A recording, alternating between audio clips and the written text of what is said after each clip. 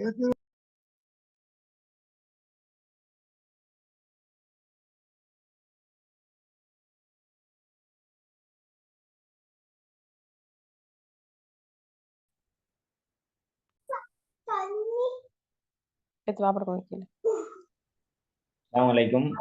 Good evening. நான் பேசுறது தெளிவா பேசுறா? கொஞ்சம் தண்ணி கொடுங்க. தண்ணி கொஞ்சம் கொடுங்க. நீங்க மைக் ஆன் பண்ணிட்டு வீட்டுல கதைக்கீங்க. ரைட். நான் கதைக்கிறது பேச அந்த தெளிவா இருக்கு தானே? ஓகே. அப்ப நாங்க ஸ்டார்ட் பண்ணுவோம். என்னது ஜூம் லிங்க ஆன் பண்றதுக்கு ஒரு சொட்டு நேரம் பிந்திட்டு இன்றைக்கு நாங்க இந்த கற்றல் சைக்காலஜில மிக முக்கியமான ஒரு பகுதி தான். அதுலேயும் குறிப்பாக எஜுகேஷனல் சைக்காலஜில இந்த கல்வி உளவியல்ல லேர்னிங்கிறது மிக முக்கியமான ஒரு கன்செப்ட். அப்ப அந்த விடயத்தை நாங்க இன்றைக்கு பார்ப்போம். நீங்க சொல்லுங்க, இது வரைக்கும் நீங்க அந்த கற்றல் சம்பந்தமாக நிறைய விடயங்கள் அறிஞ்சிருப்பீங்க, தெரிஞ்சிருப்பீங்க. இந்த லேர்னிங் அல்லது கற்றல் என்றால் என்ன என்ற ஒரு கேள்வி கேட்டால் அதுக்கு நாங்க என்ன பதில் சொல்லலாம்? நடத்தையில் ஏற்படுத்தும் மாற்றம். நடத்தையில் ஏற்படுகின்ற மாற்றம். ஓகே. வேறு ஏதாவது கருத்துக்கள்?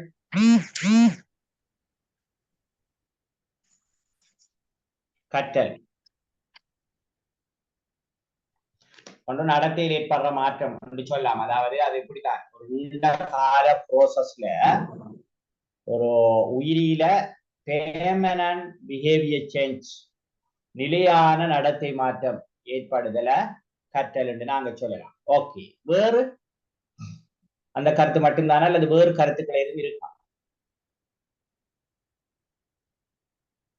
ஜலீலா ஏதாவது சொல்லலாமா?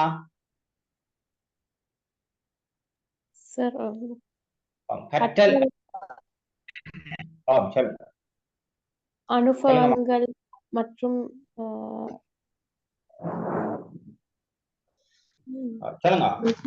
அனுபவங்களை பகிர்ந்து கொள்றது மூலமா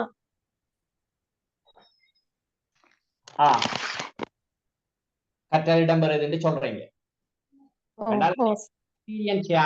நீங்க சொல்ற ஒரு விதத்துல சரியான ஒரு விஷயம் என்றால் என்னுடைய கற்றல் கற்பித்தல்ங்கிற விஷயத்துல இந்த எக்ஸ்பீரியன்ஸ் ஷேரிங், அதாவது அனுபவத்தை பகிர்ந்து கொள்ளுதல் என்பது இந்த கற்றலை பொறுத்தவரையில மிக முக்கியமான விஷயமாக இருக்கிறத நாங்க பார்க்கலாம். ஓகே. வேற ஏதாவது? பஹ்னிதா ஏதாவது சொல்லலாமா? புதிய விடயங்களை அறிஞ்சு கொள்றது. நல்ல கருத்து. அதாவது புதிய விடயங்களை அறிந்து கொள்வதை கற்றல் என்று சொல்லலாம். ஓகே. டிலாக்ஸனி ஏதாவது சொல்லலாமா? அறிந்து கொண்ட விடயங்களை மெருகூட்டுதல். அதாவது அறிந்த விடயத்தை மேலும் கற்றல் என்று சொல்லலாம். ஓகே. பாப்போம். நான் நீங்க சொன்ன எல்லா கருத்துக்களையும் அடிப்படையாக கொண்டு கற்றல் என்பது எப்படி வரையறுக்கப்படுதுங்கிற விஷயத்தை நாங்க பார்க்கலாம். இப்ப நாங்க கற்றல் லேர்னிங் என்றால் அது பாடசாலையை பொறுத்த வரையில இந்த கற்றல் என்பது மிக பிரதானமான ஒரு அம்சமாக இருக்கிறத பார்க்கலாம்.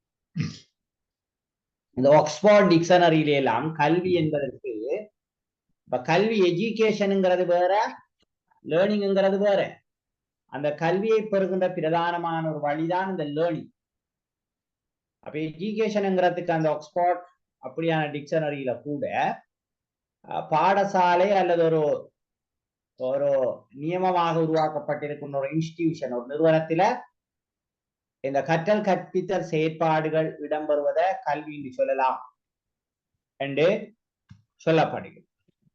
அதே போல அது ஒரு எடியூகேயா என்கின்ற ஒரு லத்தீன் மொழி சொல்லில் இருந்து அது வந்தது. அது வெளிக்கொண்டு வருதல், பிள்ளைகளுடைய திறன்களை, அவர்களுடைய ஆற்றல்களை, அவர்கள்ட்ட மறைந்திருக்கின்ற பல்வேறு அம்சங்களை வெளிக்கொண்டு வர ஒரு செயற்பாடுதான் கல்வி என்றெல்லாம் சொல்லப்படுது. இங்க குறிப்பாக கற்றல்ங்கிற ஒரு விஷயத்தான் நாங்க இதுல பார்க்கணும். அங்க பாருங்க, அப்ப ஒருவரின் நடத்தையில் ஏற்படுகின்ற நிலையான மாற்றம் கற்றல் என்று சொல்ல. ஏற்கனவே நீங்க சொன்னீங்க, அதாவது பெர்மனன்ட் பிஹேவியர் சேஞ்ச்.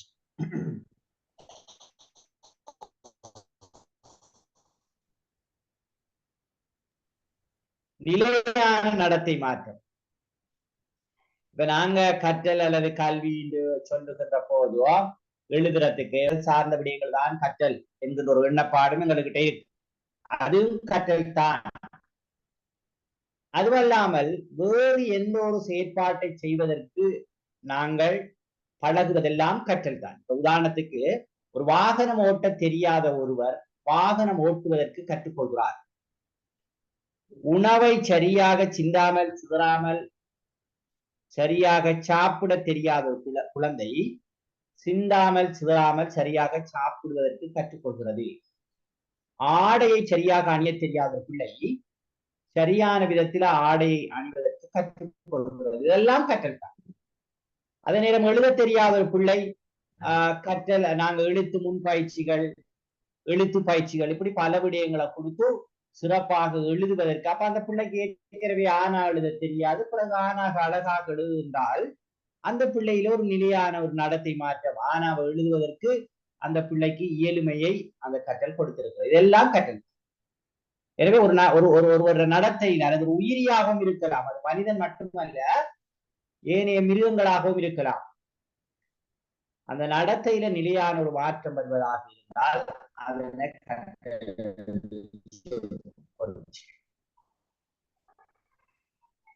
உளவியல் சைக்காலஜில கற்றலுக்கு ஒரு டெபினிஷன் அல்லது ஒரு விளக்கம் சொல்றாங்க. என்றால் கற்றலுங்கிறது தூண்டலுக்கேற்ற துலங்கள் என்று சொல்லப்படும். என்னது தூண்டலுக்கேற்ற துலங்கள்னா என்ன? தூண்டலுக்கேற்ற துலங்கள் என்ன? எந்த விடயத்துல நாங்க அதாவது ஒரு சூழ்நிலைக்கேற்ற நாங்க ஒரு விடயத்தை செய்யறது, அந்த சூழல் எங்களை எதை செய்யுமாறு தூண்டுகிறதோ அதை செய்யறதுதான் கற்றல் நீங்க சொல்லப்படும். உங்களுக்கு தெரியும், எஸ்ஆர் அல்லது நீங்க இப்படி கேள்விப்பட்டிருப்பீங்க, ஆறு இந்த பவுலோ அப்படி ஒரு ஆளு, ஸ்கின்னர் அப்படி ஒரு ஆள், தோண்டை அப்படி எல்லாம் கேள்விப்பட்டிருக்கீங்களா? பெரும்பாலும் துலங்கள் கொள்கையை அடிப்படையாக வைத்துக் கொண்டுதான் கற்றல் இடம்பெறுகின்றது என்று அவர்கள் ஆய்வுகளை செய்து சொல்லியிருப்பார். உதாரணமா சொல்லுவோமே,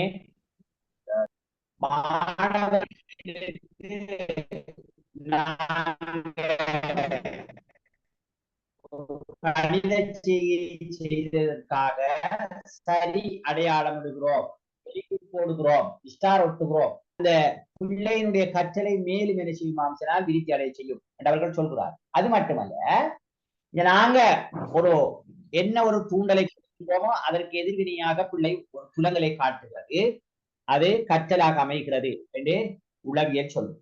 அப்ப உளவியலின் அடிப்படையில கற்றல் என்பது தூண்டலுக்கேற்ற துலங்கள்.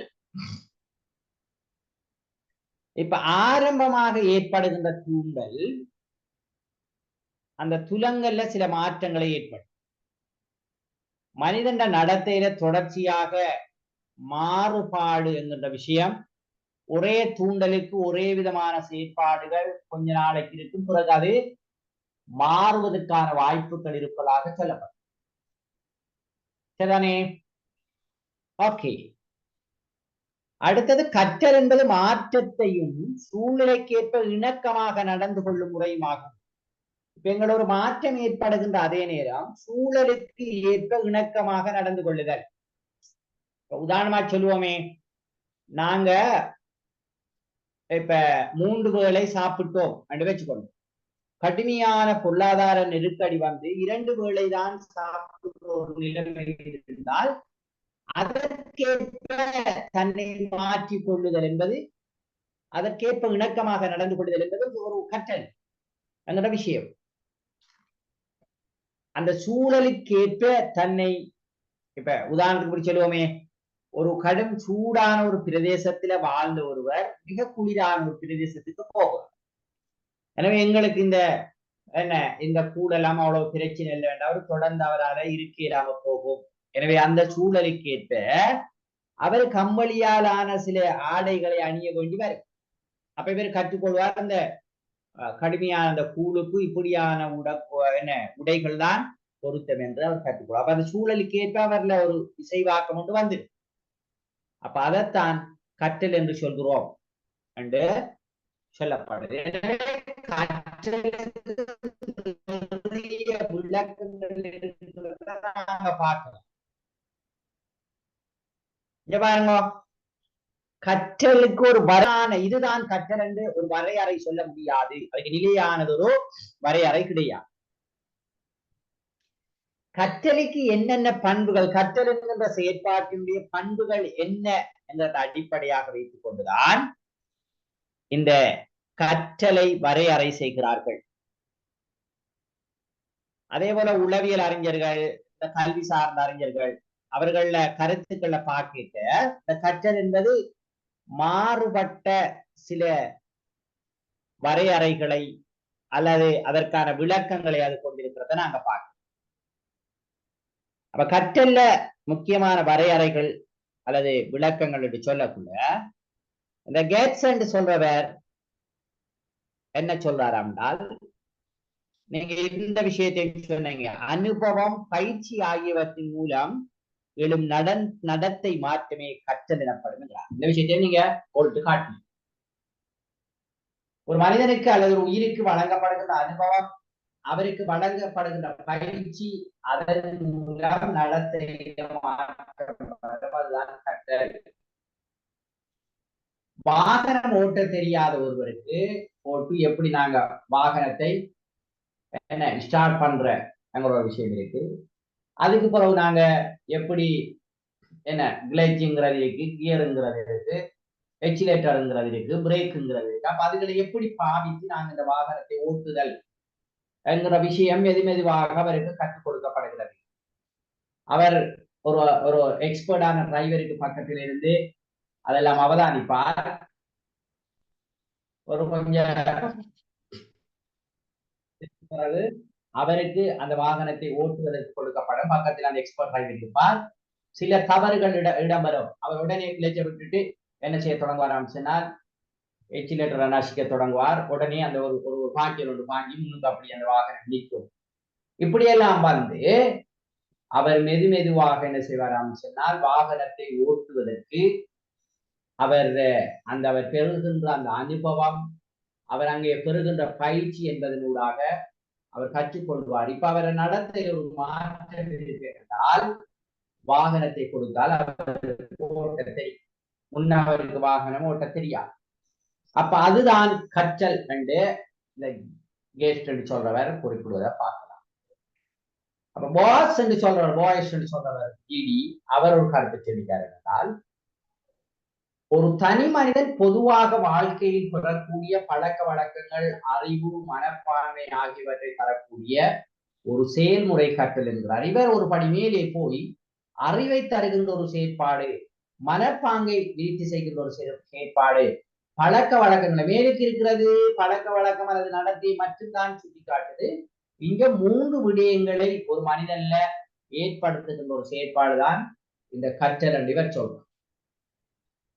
ஓகே, அதான் வாங்கி சொல்லுதோ ஒரு 2-3 நிமிடம் தாங்கோ. இந்த வாங்க முடிஞ்சதுக்கோ நாங்க சரிதானே?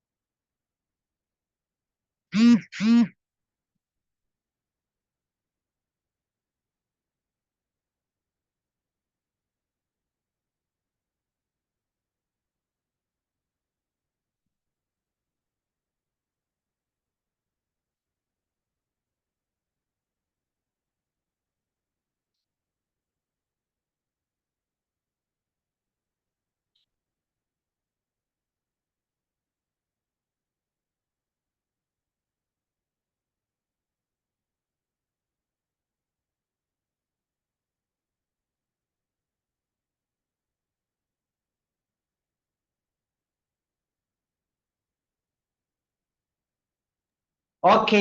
அப்ப இந்த வரைவிலக்கணத்துல இப்ப பொதுவாக தனி மனிதன் வாழ்க்கையில பெறக்கூடிய பழக்க வழக்கங்கள், அறிவு, மனப்பாங்கு ஆகியவற்றை தரக்கூடிய ஒரு செயல்முறையே கற்றல் என்று சொல்லப்படுது. நீங்க இப்படி ஒரு விஷயம், இந்த கெஸ்ப்ன்ற ஒரு விஷயம் நீங்க கேள்விப்பட்டிருக்கீங்களா? கெஸ்ப்ண்டு என்னது அப்படின்னா? knowledge ஏற்கனவே அப்ப நாங்க கதைச்சிருக்கோமா இல்ல வேற எங்கேயாவது? வேற அங்க இதுல படிச்சேன் நாங்க ஓகே, வழங்கல. வேற பாடத்துல படிச்சிருக்கேன் சார். ஓகே, அப்ப நீங்க அந்த கெஸ்ப நீங்க என்ன செஞ்சுப்பீங்களான்னு சொன்னால் கேள்விப்பட்டிருப்பீங்க. ஒரு என்னண்டா கெஸ்பு உங்களுக்கு தெரியும். ஒரு இது ஒரு கற்றல் ஒரு செயற்பாட்டை நாங்க செய்யறதுக்கு கற்றல் பேறுகள் என்று சிலது என்ன சொல்லணும்னு சொன்னால் உங்களோட லெசன் பிளான்ல எழுத வேண்டியிருக்கு. அப்ப அந்த கற்றல் பேர்ல மிக முக்கியமாக இந்த விஷயம் என்ன சொல்லணும்னு சொன்னால் கருத்தில கொள்ளப்படணும்னு சொல்லுவாங்க. இப்ப என்னென்றால் இப்ப நாங்க படிப்பிக்கிறதுக்கு 3 அல்லது 4 கற்றல் பேறுகள் எழுதுவோம். அந்த கற்றல் பேர்ல இந்த கெஸ்ப்ங்கிற விஷயம் இருக்கணும்னு சொல்லுவாங்க. ஒன்று நாலேஜ், கே அறிவு. அப்ப பிள்ளைகளுக்கு அறிவை கொடுக்கின்ற ஒரு செயற்பாடாக எங்கட கற்றல் அல்லது கற்றல் கற்பித்தல் என்கிற விஷயம் இருக்கும். இப்ப உதாரணத்துக்கு நாங்க சொல்லுவோமே, நாங்க என்ன செய்ய போறோம் சொன்னால், இப்ப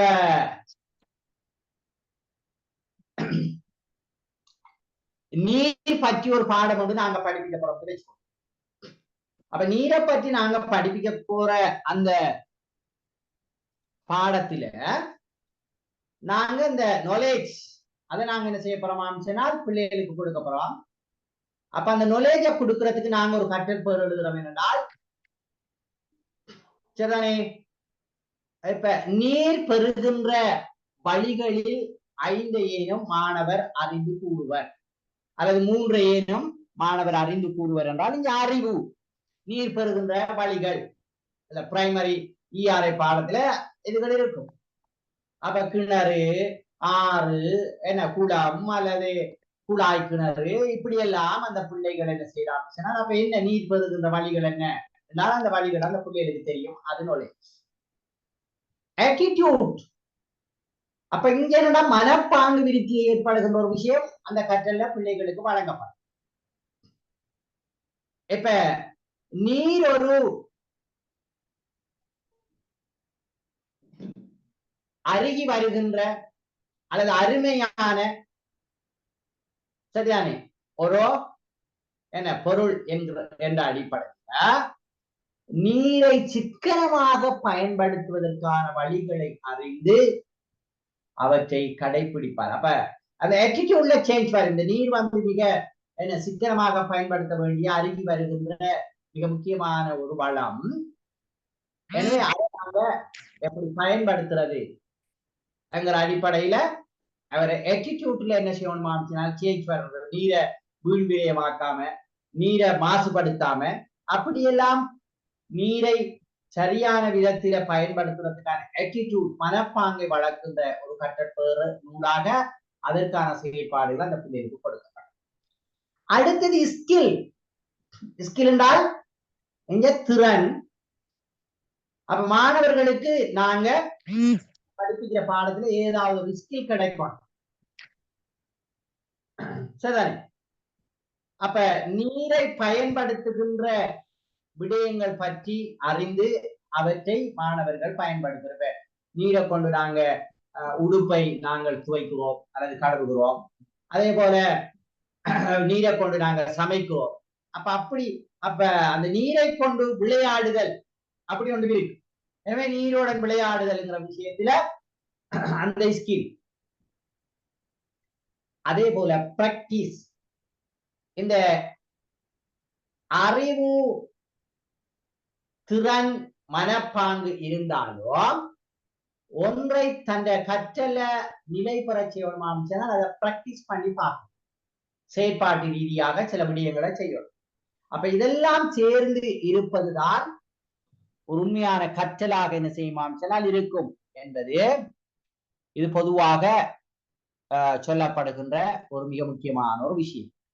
அப்ப ஏன் நாங்க இதை இங்க கொண்டு போனோமான்னு சொன்னால், ஏன் இதை நாங்க இங்க சொன்னோமான்னு சொன்னால், நாங்க இந்த இறுதியாக பார்த்த இந்த வரைவிலக்கணம் இந்த விஷயங்கள் எல்லாத்தையும் சொல்றோம். பாருங்க, தனி மனிதன்ல பொதுவாக வாழ்க்கையில பெறக்கூடிய பழக்க வழக்கங்கள் நாங்க என்ன நடத்தை சார்ந்த விடயங்கள் இருக்கும். அது அறிவோட மட்டுமல்ல மனப்பாங்கை விருத்தி செய்யும்.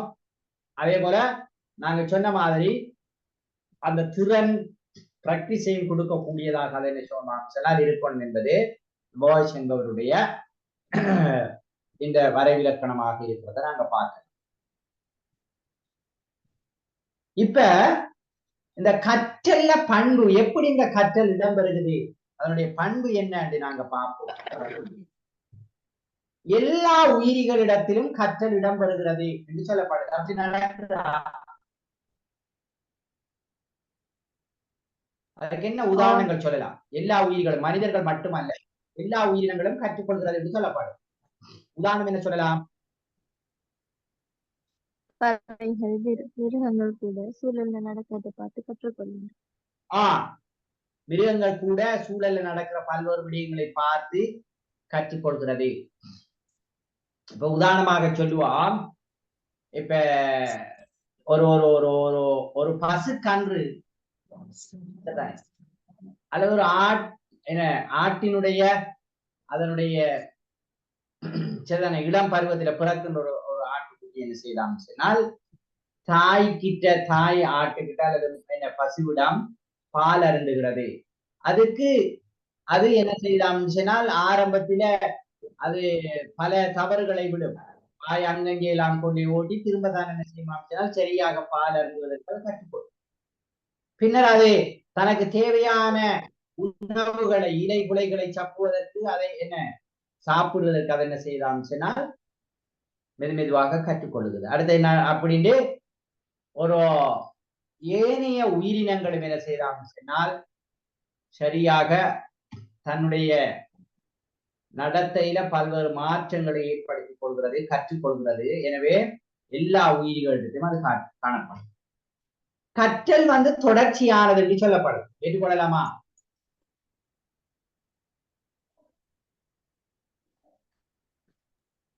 ஓம் சார்.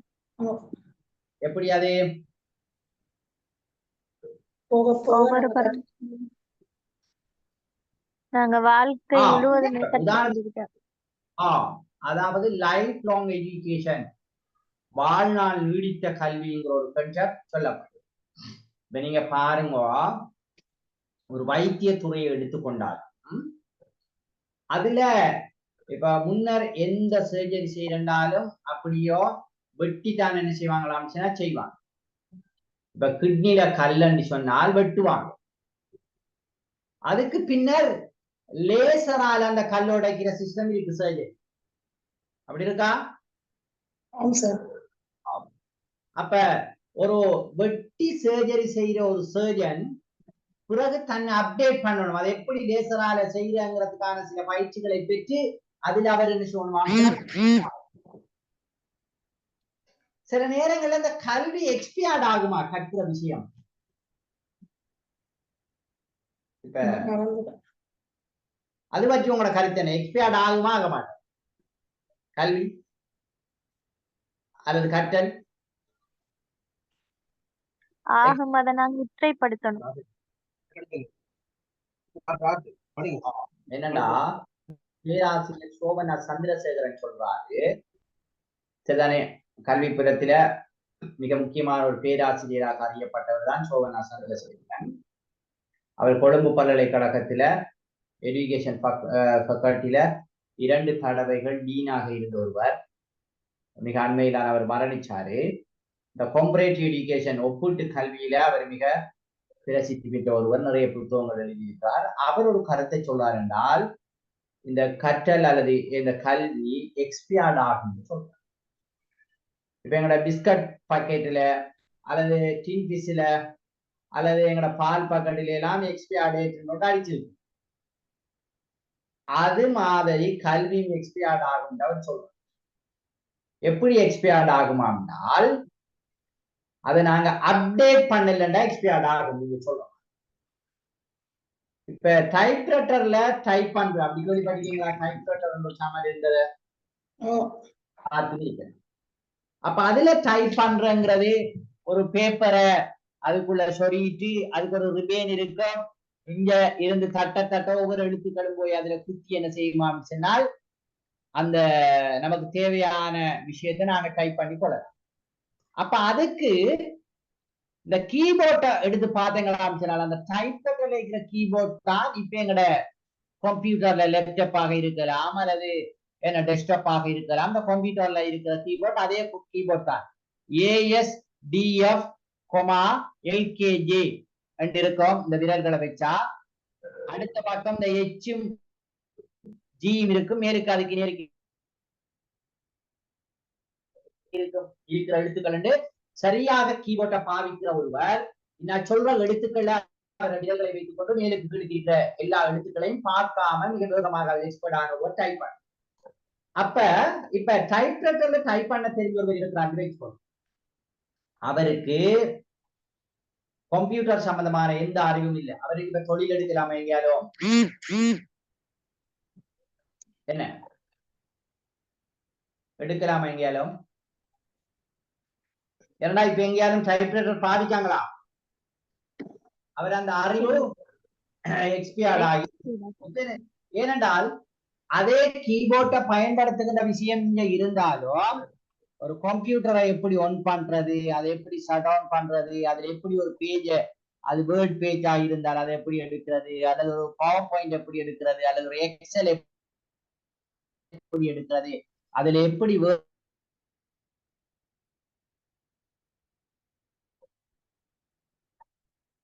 ஒர்க் பண்றதுலாம் வேற சிஸ்டம். சும்மா பட்டுன்னு நினைச்சு அதை என்ன நாங்க க்ளோஸ் பண்றோம். அப்ப அந்த ஷட் டவுன் பண்றதுக்கான சிஸ்டம். எனவே கீபோர்டை மிக சரியாக பயன்படுத்துறதுக்கு அவருக்கு இயலுமை இருக்கும். இந்த சிஸ்டத்தை அவர் அப்டேட் பண்ணலண்டா அவர் எக்ஸ்பயர்ட் ஆகி போயிடுவாரு. எனவேதான் இப்ப நாங்க இப்ப ஹார்ட் சர்ஜரி எல்லாம் வெட்டி அப்படி செய்யற ஓப்பன் சர்ஜரி கட்டாயம் செய்ய வேண்டியதுகளும் இருக்கும். ஆனால் சில அடைப்புகளை என்ன அடைப்பு வந்தாலும் வெட்டி தான் செய்யுது. பிறகு என்ன செஞ்சாங்களாம் சொன்னால் இந்த நெஞ்சில 3 துளைகளை மாத்திரம் போட்டுட்டு அதுக்குள்ள கேமரா கருவிகளை அனுப்பி செய்யற ஒரு சர்ஜரி இருக்குது. இப்ப ஒரு ஆளுக்கு வந்து என்ன அடைப்பு இருக்காம், அவருக்கு சர்ஜரி 10 லட்சம் எல்லாம் செலவழிச்சு சர்ஜரி செஞ்சு சொல்லுவாங்க, ஒரு காயமும் இருக்காது. என்ன செய்யறாங்க?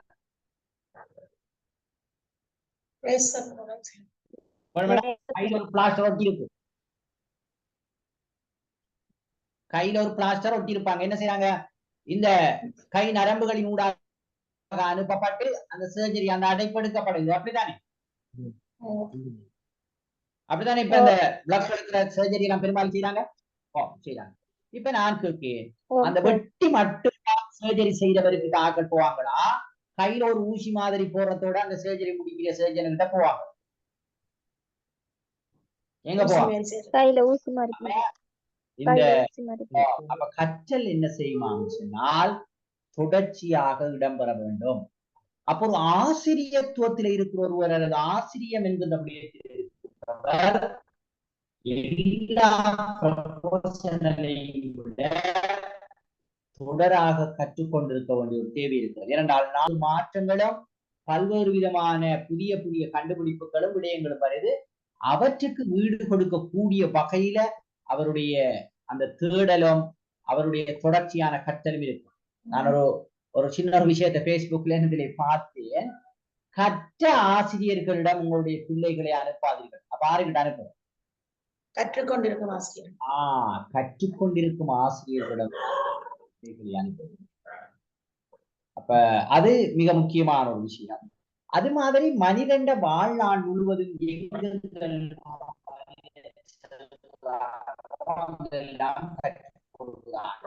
இப்ப எங்களுக்கு தெரியும், பேங்க்ல போனா பாஸ்புக்கை கொடுத்தா அதுல நாங்க ஒரு வவுச்சர்ல எழுதி கொடுத்தோம் சொன்னால் ஒரு ஃபார்ம்ல இவ்வளவு காசு கொண்டு கொடுத்தால் எங்களோட பேங்க் அக்கௌண்ட்ல கிடக்கிற காசுல இருந்து தருவாங்க. அது அதுல பேங்க் புத்தகத்துல பதிவு தருவாங்க, எடுத்து. இப்ப எங்களுக்கு காசு தேவைண்டால் உடனே பெட்கார்ட்டை நாங்க போட்டு அதுக்குள்ள இருந்து என்ன செய்யலாம் சொன்னால் ஏடிஎம் மிஷின்ல இருந்து நாங்க என்ன செய்யலாம், காசு எடுக்கலாம். போய் அப்படி நிரப்பி ஒன்றும் செய்ய தேவை. அப்ப எப்படி நாங்க அந்த ஏடிஎம் மிஷின்ல இருந்து அந்த பணத்தை நாங்க வித்ட்ரா பண்றதுக்கு ஒரு விஷயத்தை நாங்க படிச்சு கொள்ளணுமா இல்லையா? முதல்ல எந்த பட்டன் அமர்த்தணும், என்ன செய்யணும், அதுல என்னத்தை டைப் பண்ணணும் என்னங்கிற விஷயம் அப்படி தெரியாதவர்களும் இன்றைக்கு இருக்கிறாங்க. சரி, இப்ப நாங்க பில் பே பண்ணணுமா அப்படின்னு சொன்னா நாங்க என்ன செய்யணும், பேங்குக்கு போய் அல்லது போஸ்ட் ஆபீஸுக்கு போய் இப்ப என்ன எங்களோட வாட்டர் பில் அல்லது என்ன இந்த டெலிபோன் பில் அல்லது கரண்ட் பில் அப்படி எல்லாம் இருந்தது. இப்ப அப்படி ஒன்று பில்லு போன்ல எல்லா பில்லையும் என்ன செய்யலாம், செட்டில் பண்ணிடலாம். அந்த பேங்க்ல எப்ப கொண்டே போட்டோமா சொன்னா நாங்க யாருக்கு நாங்க எங்களோட என்ன டிரான்ஸ்பர் பண்ண போறோமோ அதை செய்யலாம். அப்ப அதுக்கான அப்ப நாளாந்தம் எங்களோட பில் பே பண்றது அல்லது நாங்க காசு எடுக்கிறது, கொடுக்கல் வாங்கல் எல்லா விஷயங்களும் இன்றைக்கு பண்டைய காலங்கள்ல ஒரு முறைமை இருந்தது, பிறகு நடுத்தர காலங்கள் இருந்தது, நவீன காலங்கள் இருந்தது, இன்றைக்கு இருக்கிற ஒரு டிஜிட்டல் வேர்ல்ட். அப்ப இதுல இருக்கின்ற அப்ப எனவே குறிப்பிட்ட காலத்திலே இருந்து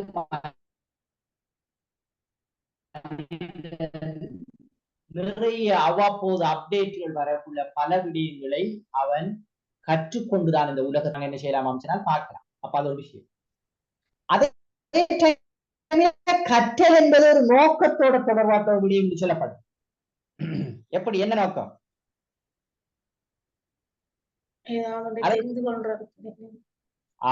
நாங்க இப்ப ஏன் இப்ப பேங்குல நாங்க அந்த ஏடிஎம்ல காசு எடுக்கணுங்கிறதுக்காக வேண்டி அதை எப்படி செய்யறேன் சில நேரம் எங்களுக்கு தெரியாட்டியும் தெரிஞ்ச ஒருவரை பிடிச்சி எப்படின்னு சொல்லி 4 தடவை 3 தடவை இடங்களுக்கு அப்படி செஞ்சு போக அதை கற்றுக்கொள்றோம். ஏன் பேங்குல காசு எடுக்கணும். அதே போல ஒரு ஸ்தானத்துக்கு போகணும், அல்லது ஒரு தொழில் எடுக்கணும், அந்த துறையில நாங்க போகணுங்கிறதுக்காக வேண்டி அப்படி நாங்க சில விடயங்களை கற்றுக்கொள்வோம். எங்களோட வாழ்க்கைக்கு அடிப்படையான தேவைகளாக அமைக்கின்ற சில விடயங்களை நாங்கள் கற்றுக்கொள்கிறோம். எனவே கற்றலுக்கு ஒரு நோக்கம் இருக்கு. அதே போல கற்றலால நடத்தை செம்மையடைகிறது என்ற ஒரு கருத்து இருக்கு. என்ன செம்மையடைகிறன்னா மாற்றம் ஏற்படும்.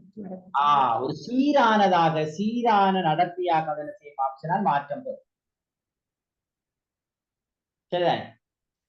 அப்ப அது இன்னொரு மிக முக்கியமான ஒரு விஷயம். கற்றல் என்பது பன்முகம் கொண்டது என்று சொல்லப்படுது. என்ன பன்முகம்? ஒரு விஷயம் இல்ல, நிறைய பக்கத்துல ஒரு விடயத்தை நாங்க கற்றுக்கொள்ளுகின்ற போதோ அதுல பல விடயங்கள் தொடர்பு படுறதை நாங்க பார்க்கலாம். இப்ப உதாரணமாக நாங்க ஒரு விடயத்தை கற்றுக்கொள்ளக்குள்ள அது எங்களுக்கு சந்தோஷத்தை தரும். அது எங்களோட மன எழுச்சிகள்ல பல்வேறு தாக்கங்களை ஏற்படுத்தும். சில விடயங்களை நாங்கள் வேறுபடுத்தி பார்ப்பதற்கு அது உதவும். அது மட்டுமல்லாமல் எங்களுடைய உடல் இயக்கத்துக்கு அது உதவும். இப்படி ஒரு கற்றல் என்கிற விடயம் பல விடயங்களோட தொடர்பட்ட ஒரு விஷயமாக இருக்கிறத பார்க்கலாம். அப்ப ஏற்கனவே நாங்கள் சொன்ன மாதிரி கற்றல் என்பது அனுபவங்களை விளைவு. அதாவது அனுபவங்களாலாம் கற்றல் ஏற்படுகிறது. அப்ப சுய அனுபவங்கள் உண்டாகத்தான் நாங்க சரியாக சில விடயங்களை கற்றுக்கொள்ள முடியும். அது நாங்க இப்ப புத்தகத்தை படிக்கிறங்கிற விஷயம் மட்டுமல்ல. இப்ப பாருங்க, அப்ப கார ஓட்ட தெரியாத ஒருவருக்கு, வாகனத்தை ஓட்ட தெரியாத ஒருவர் அனுபவத்தை பெறாமல் ஓட்ட முடியுமா? அதை கற்றுக்கொள்ளலாமா? அவருக்கு நோட்ஸ் நிறைய கொடுத்தீங்க, திறப்ப போடணும், ஸ்டார்ட் பண்ணணும், இப்படி எல்லாம் கொடுத்தீங்க, ஓடுவாரா வாகனத்தை? அனுபவம் என்பதுதான். அதன் வாயிலாகத்தான் இந்த கற்றல் என்பது என்னையாம் சொன்னால் அது இடம்பெறுகிறது என்கிற ஒரு விஷயத்தை இங்க நாங்க பார்க்கக்கூடியதாக இருக்கு. இந்த கற்றல்ல முக்கியத்துவம் ஓகே இப்ப இருக்கட்டும். ஏன் இந்த கற்றல் என்ன முக்கியத்துவம் பெறுகிறது? ஏன் அது ஒரு முக்கியமான ஒரு அம்சமாக இருக்கு? கற்காட்டி என்ன? அதாவது நாங்க இப்ப ஸ்கூலுக்கு போய் படிக்கிறத மட்டும் இல்ல இங்க சொல்ற கற்றல் என்பது. உங்களுக்கு தெரியும், கல்வி பெறுகின்ற வழிகள் அல்லது கற்றுக்கொள்கின்ற முறைமைகள் என்று சில முறைமைகள் அப்படி இருக்கு. நீங்க பாத்துட்டீங்களா? இப்படி ஃபார்மல் எஜுகேஷன், நான் ஃபார்மல் எஜுகேஷன், இன்ஃபார்மல் எஜுகேஷன் என்று முறைசார் கல்வி. அப்படி பாத்துக்கீங்களா? முறைசார் கல்வி, முறைசாரா கல்வி, முறையில் கல்வி, அப்படி பிரதானமாக 3 வகைப்பாடு இருக்கு. அப்படி இருக்கா? 3 பிரதானமான கல்வி பெறுகின்ற வழிகள் இருக்கு. என்னது முறைசார் கல்விண்டா? முறைசார் கல்விண்டா முறையான ஒரு செயற்பாட்டின் மூலம் கற்றுக்கொள்றது. ஓகே தான். அதுக்கு நாங்க இன்னும் கொஞ்சம் விளக்கம் சொல்றேன்டா. முறைசார் கல்வி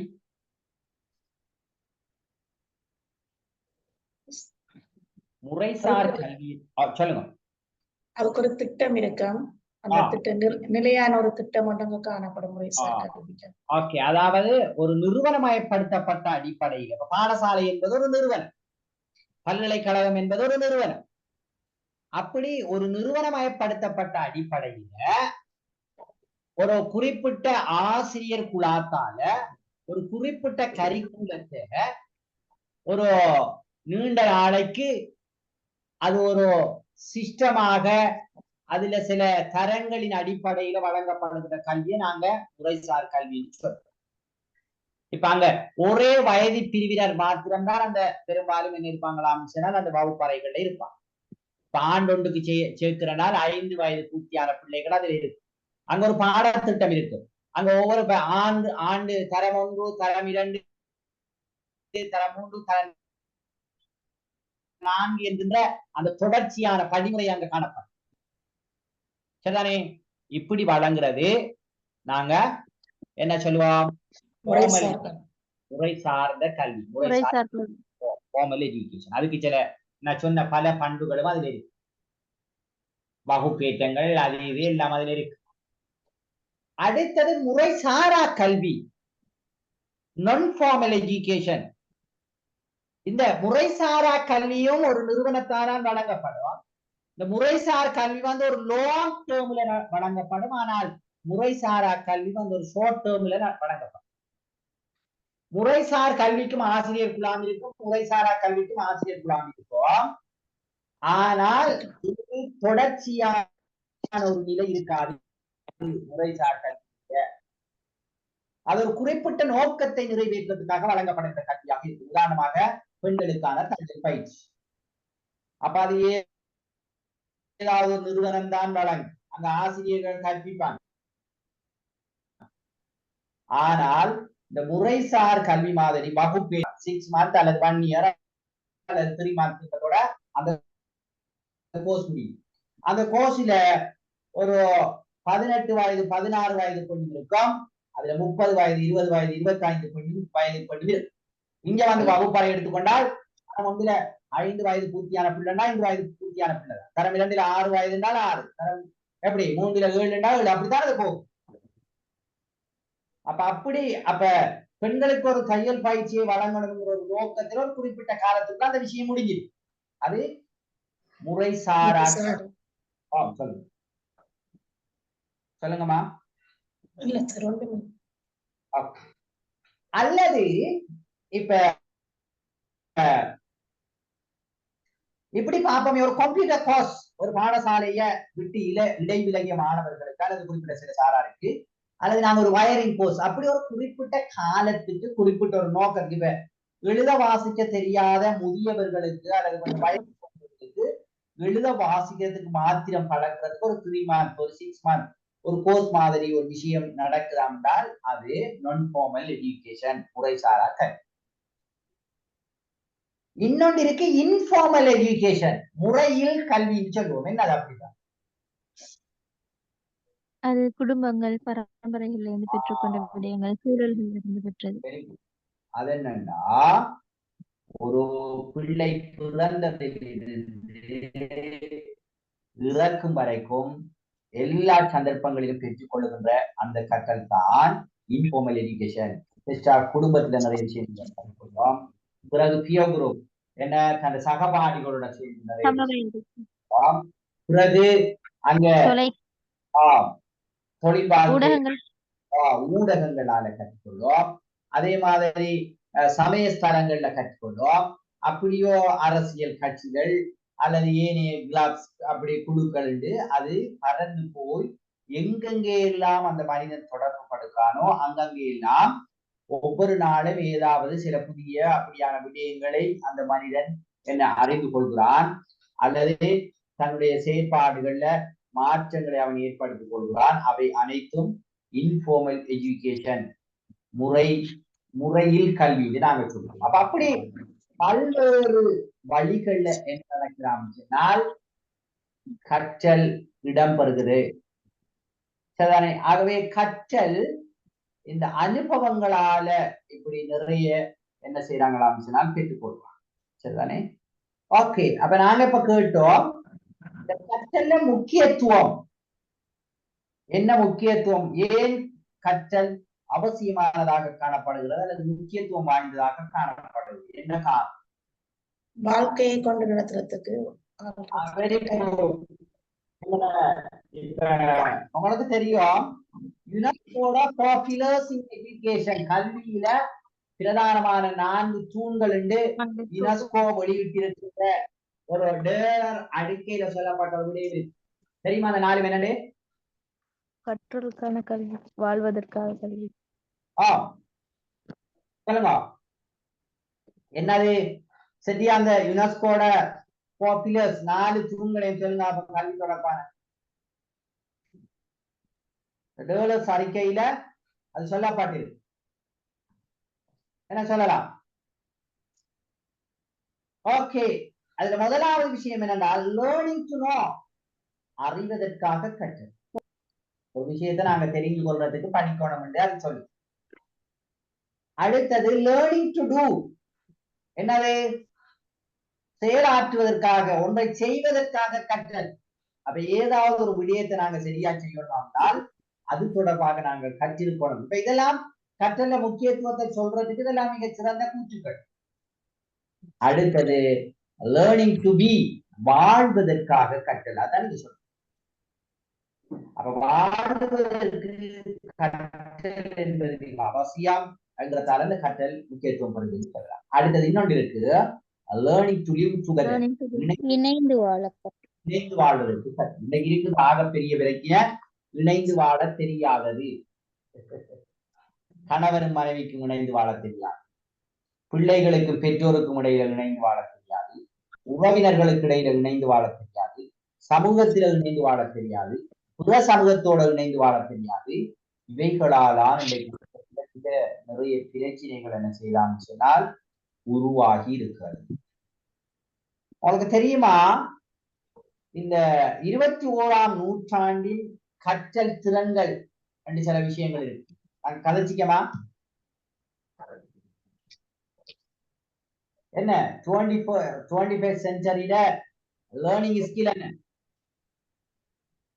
சொல்லலாமா? ஏதாவது போசி ஸ்கில், வெரி குட். போசி என்ன? போசி என்றால் என்ன? போசி கிரியேட்டிவிட்டி, கிரியேட்டிவிட்டி, கிரியேட்டிவிட்டி. அடுத்தது critical thinking, critical thinking, communication, communication, collaboration. collaborative. இங்க பாருங்க, இந்த கம்யூனிகேஷன், ஏன் கம்யூனிகேஷன் ஸ்கில் இருக்கணுமான்னு சொன்னால் மற்றவர்களோட தொடர்பு படாமல் இந்த உலகத்துல வாழ முடியாது. இளங்கட கல்வி அந்த சிஸ்டத்துல அடிப்படை தேர்ச்சிகள் என்று எத்தனை சொல்லப்படுது தெரியுமா? 8. வேற ஏதாவது கருத்து இருக்கா? அடிப்படை தேர்ச்சிகள் 8 ஒரு கருத்து வந்திருக்கு. வேற என்ன?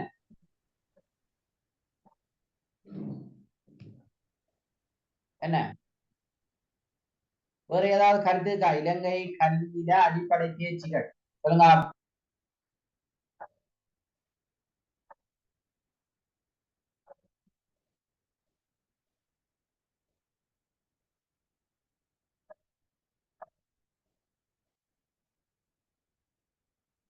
சொல்லுங்க. என்ன சத்தம் இல்லாம இருக்கீங்களே? 7, அதாவது 8 இல்லம்மா.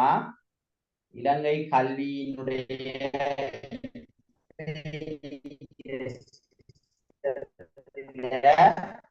அடிப்படை தேர்ச்சிகள் 7 சொல்லப்படுது. அது ஆரம்பத்தில 5ஆக இருந்தது, பின்னர் அது 7ஆக மாற்றப்பட்டது. 23ஆம் ஆண்டு கல்வி நடைமுறைப்படுத்துவோம் என்று ஒரு கைகொண்டு பண்ணினாங்க. அது சாத்தியப்படல. அது 2025 நடைமுறைப்படுத்துறோம்னு சொல்றாங்க.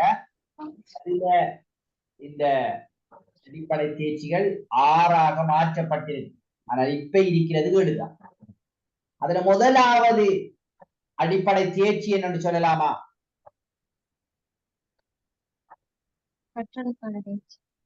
இல்ல, முதலாவதுமா என்னென்றால் இந்த தொடர்பாடல் தேர்ச்சி.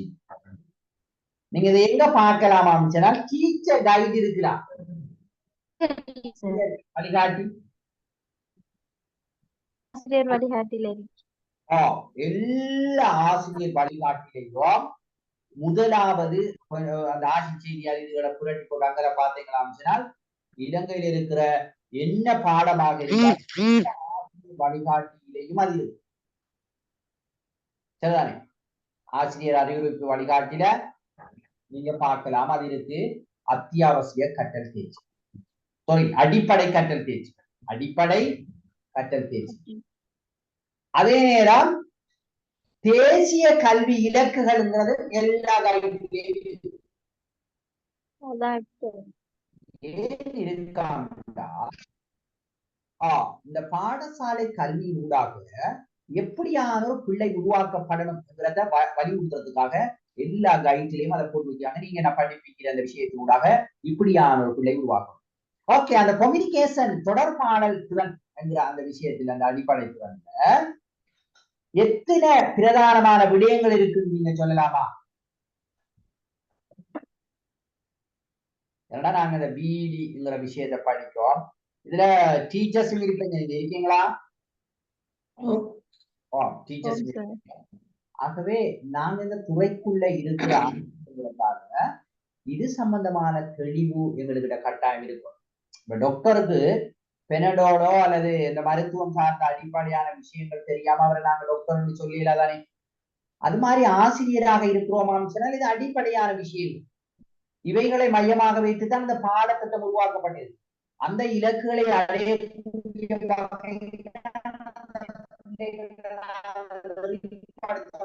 எதிர்பார்க்கப்படும் அல்லது கற்பித்தலை மேற்கொள்ளணும். அப்ப அந்த விஷயங்களை கொஞ்சம் நாங்க என்ன சொல்லுவோம் கவனம் செலுத்தும். ஆகவே இந்த கம்யூனிகேஷன் ஸ்கில், இந்த தொடர்பான திறன்ல நீங்க பார்க்கலாம். நீங்க பிறகு கைட் எல்லாம் எடுத்து பாருங்க. 4 பிரதானமான பகுதிகள் இருக்கிறத பார்க்கலாம். அப்படி இருக்கா? என்னன்னு சொல்லலாமா? என்ன? Literacy, numeracy, graphics, IT proficiency. Very good. ஒன்று என்னது? எழுத்தறிவு. எழுத்தறிவு தமிழ்ல சொல்றேன், லிட்ரஸின்னு சொன்னாரு. அது எழுத்தறிவு. 2வது என்னது? எண். அதானே எண் சார்ந்த அறிவு. அப்ப கூட்டுறது, கழிக்கிறது. ஏன் கம்யூனிகேட் பண்ணணுமா? ஒருவருடைய கொடுக்கல் வாங்கல், எவ்வளவு கொடுத்தோம், எவ்வளவு வாங்கினோம், சாமான் பொருட்கள் வாங்குகின்ற போது எங்கட காசை கொடுத்து எவ்வளவு மீதி வருதுங்கிறதெல்லாம் சரியான ஒரு கம்யூனிகேஷன் நடக்கணும் இருந்தால் எண் அறிவு அவசியம். லிட்ரேசி எழுத்தறிவு அவசியம். நாங்க பேசுறது மட்டுமல்ல, கடிதம் மூலம் இன்னொருவரோட என்ன செய்யலாம்? கம்யூனிகேட் பண்ணலாம். இமெயிலின் ஊடாக இன்னொருவரோட என்ன கம்யூனிகேட் பண்ணலாம். வாட்ஸ்அப்பின் ஊடாக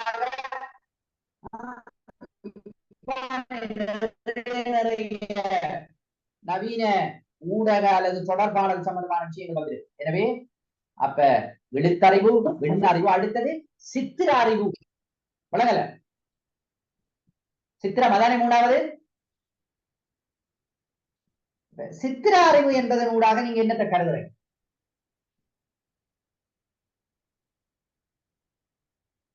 உதாரணமாக பேசிக்கான ஒரு விஷயத்தை சொல்றேன். நாங்க இங்க இருந்து ஜப்பானுக்கு போய் அல்லது வேறொரு எங்க ஒரு நாட்டுக்கு போய் நாங்க என்ன அந்த ஏர்போர்ட்ல இறங்குறோம் வச்சுக்கோம். அங்க நாங்க பாத்ரூம் போகணும் வச்சுக்கோம், வாஷ்ரூம் போகணும். இந்த வாஷ்ரூம்ல என்ன பிரதானமாக நாங்க ஒரு ஆணா இருந்தா எங்கன போகணும், பெண்ணா இருந்தா எங்கன போகணுங்கிறத காட்டுறதுக்கு ஏதாவது குறியீடுகள் இருக்குமா? அப்ப வேர்ல்ட் இன்டர்நேஷனல் லாங்குவேஜ். அங்க ஒரு சதுரம் அல்லது நீள் சதுரம் மாதிரி ஒரு மனிதன் படம்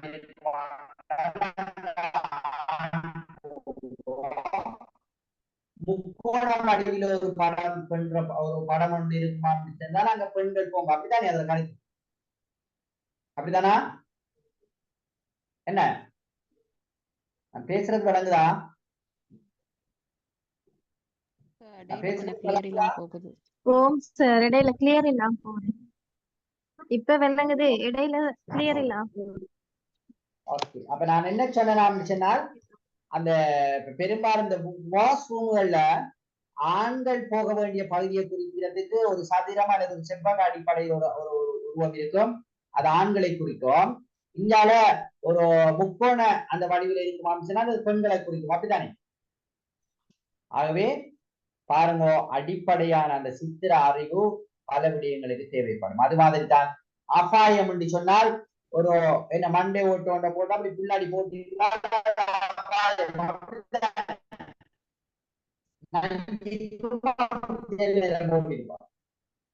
அப்ப இப்படி நாங்க நிறைய சொல்ல அந்த ஸ்காலர்ஷிப்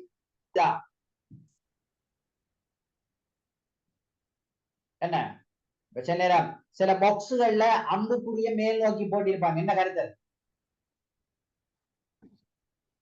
மேல பிரிச்சு பார்க்கணும். இந்த பாக்ஸை இப்படித்தான் வைக்கணும். அதாவது தலைகீழாக வைக்கக்கூடாது. அதுக்குள்ள இருக்கிற பொருள் இப்படித்தான் வைக்கப்படணும். சில நேரம் சில பாக்ஸ்ல வந்து ஒரு குடையொண்ட போட்டிருப்பாங்க. என்ன கருத்து?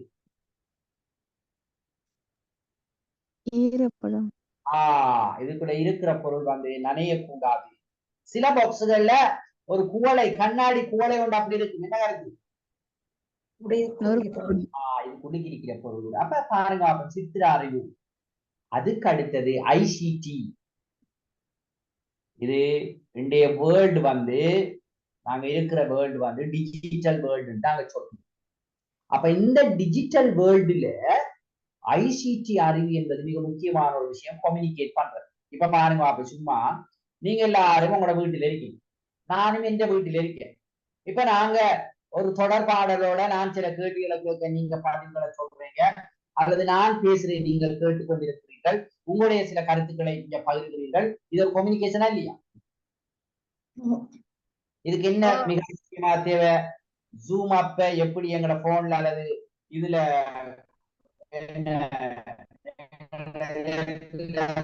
கம்ப்யூட்டர்ல எப்படி போடுறங்கிற விஷயம் ஒன்று இருக்கு.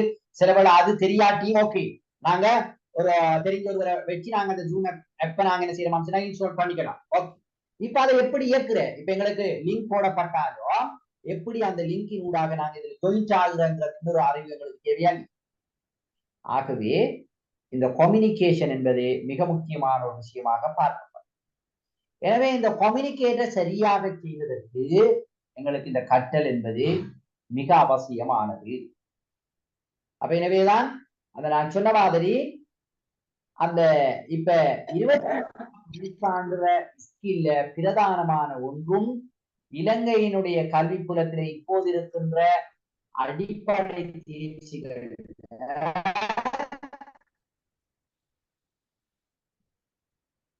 முதலாவது விஷயமும் இந்த கம்யூனிகேஷன். அப்ப அந்த கற்றல் அவசியமாக சரிதானே? அங்க பாருங்க, அதுல அந்த கொலாபரேஷன் என்று நாங்க சொன்னோம். இங்க ஃபார் பில்லர்ஸ் இன் எஜுகேஷன்லயும் என்ன, லேர்னிங் டு லிவ் டுகெதர், மற்றவர்களோடு இணைந்து வாழுதல். கொலாபரேஷன் இல்லாத காரணம் இன்னைக்கு நிறைய பிரச்சனைன்னு சொல்றாங்க, இணைந்து வாழுகின்றது. அப்ப அதுக்கான அந்த சூழலுக்கேற்ப மற்றவர்களை மதித்து அல்லது மற்றவர்களுடைய நிலைமைகளை புரிந்து மற்றவர்களோடு தன்னை என்ன சரியாக இணக்கப்பாட்டோட வாழ்வதற்காக நாங்க சில விஷயங்களை கற்றுக்கொள்ளணும். சில நேரம் சில உயர்ந்த ஸ்தானத்தில் இருக்கின்றவர்கள் கூட இதுல தவறி விடுகிறார்கள் அல்லது பொறுமை இழந்து விடுகிறார்கள். பல சம்பவங்களை நாங்க டிவி புரோகிராம்ல கூட பார்க்கோம். ஓமா இல்லையா? ஓகே, ஆகவே வேற இந்த கற்கிறதுல முக்கியத்துவம் வேற என்ன சொல்லலாம்?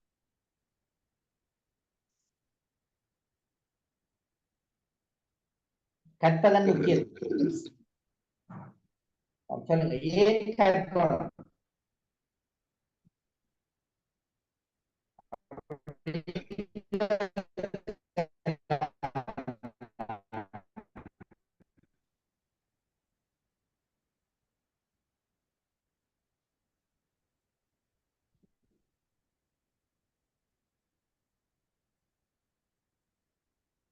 சத்தத்தை காணல. ஓகே, வாங்க இங்க பாருங்க, மனித நடக்கார் அதாவது முக்கியத்துவம். மொழியை நாங்க சரியாக பயன்படுத்துறதுக்கு, மொழியை நாங்க சரியாக விளங்குறதுக்கு இத கற்றல் எங்களுக்கு அவசியம். எங்களோட மனப்பாங்கு, எங்களோட இலட்சியம், எங்களோட கொள்கை, ஆளுமை குணம், புலக்காட்சி அனைத்திலும் என்ன செய்யலாம் சொன்னால் இந்த கற்றலினுடைய பங்கு இருக்கிறதால அது முக்கியத்துவம் பெறுகிறது என்று சொல்ல. சரிதானே? இப்ப ஒரு கற்றுக்கொள்ளுகின்ற ஒருவர்கிட்ட அவருடைய ஆளுமையில பல்வேறு மாற்றங்களை நாங்க பார்க்கக்கூடியதாக இருக்கு. பர்சனல் அவருடைய மனப்பாங்கில பல மாற்றங்கள் இருக்கு. அவருடைய நம்பிக்கை, இப்ப சிலாக்கள் மூட நம்பிக்கைகள் நிறைய விஷயங்களை என்ன செய்திருக்கிறாங்களா சொன்னால் வைத்துக் கொண்டிருக்கிறார். அப்ப இப்ப உதாரணத்திலுமே ஒரு காலத்தில எல்லாம் மிக அதிகாலம் இருந்தது. இன்றைக்கு நிறைய நவீன விஞ்ஞான கண்டுபிடிப்புகள், இந்த விஞ்ஞான அறிவியல் சார்ந்த விடயங்கள் வந்திருக்கிறதால நிறைய மூட நம்பிக்கைகள் குறைந்திருக்கிறது. இருந்தாலும் இன்றும் சமூகத்தில் இல்லாமல் இல்லை. அப்படியா இல்லையா? இப்ப உதாரணமாக ஒரு உளநோய் பிடித்திருக்கின்ற ஒருவருக்கு அது பேய் பிடித்திருக்கிறது என்று வைத்தியம் பார்க்கின்றவர்களும் இப்பயும் இருக்காங்க. அப்படியா இல்லையா?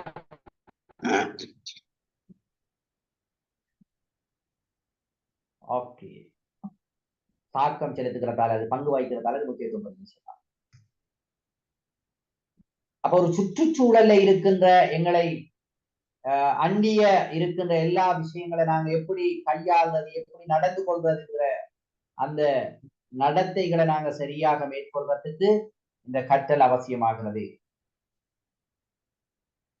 நாங்க எல்லா உயிரினங்களும் கற்றுக்கொள்கிறது சொன்னோம். ஆனால் அறிவுபூர்வமாக கற்றுக்கொள்ளுகின்ற ஒரு உயிரியாம் சொன்னால் அது என்ன? மனிதன் தான். ஒரு சிஸ்டமேட்டிக்கலா கற்றுக்கொள்றோம். இப்ப ஆடு மாடு அதெல்லாம் பாடசாலைக்கு போகுதா? எனவே ஏனைய உயிரிகளை விட மனிதன் சிறப்படைவதற்குமான ஒரு காரணியாக அமைவது இந்த சிஸ்டமேட்டிக்கலா சில விஷயங்களை நாங்க கற்றுக்கொள்வதுதான். அந்த வகையில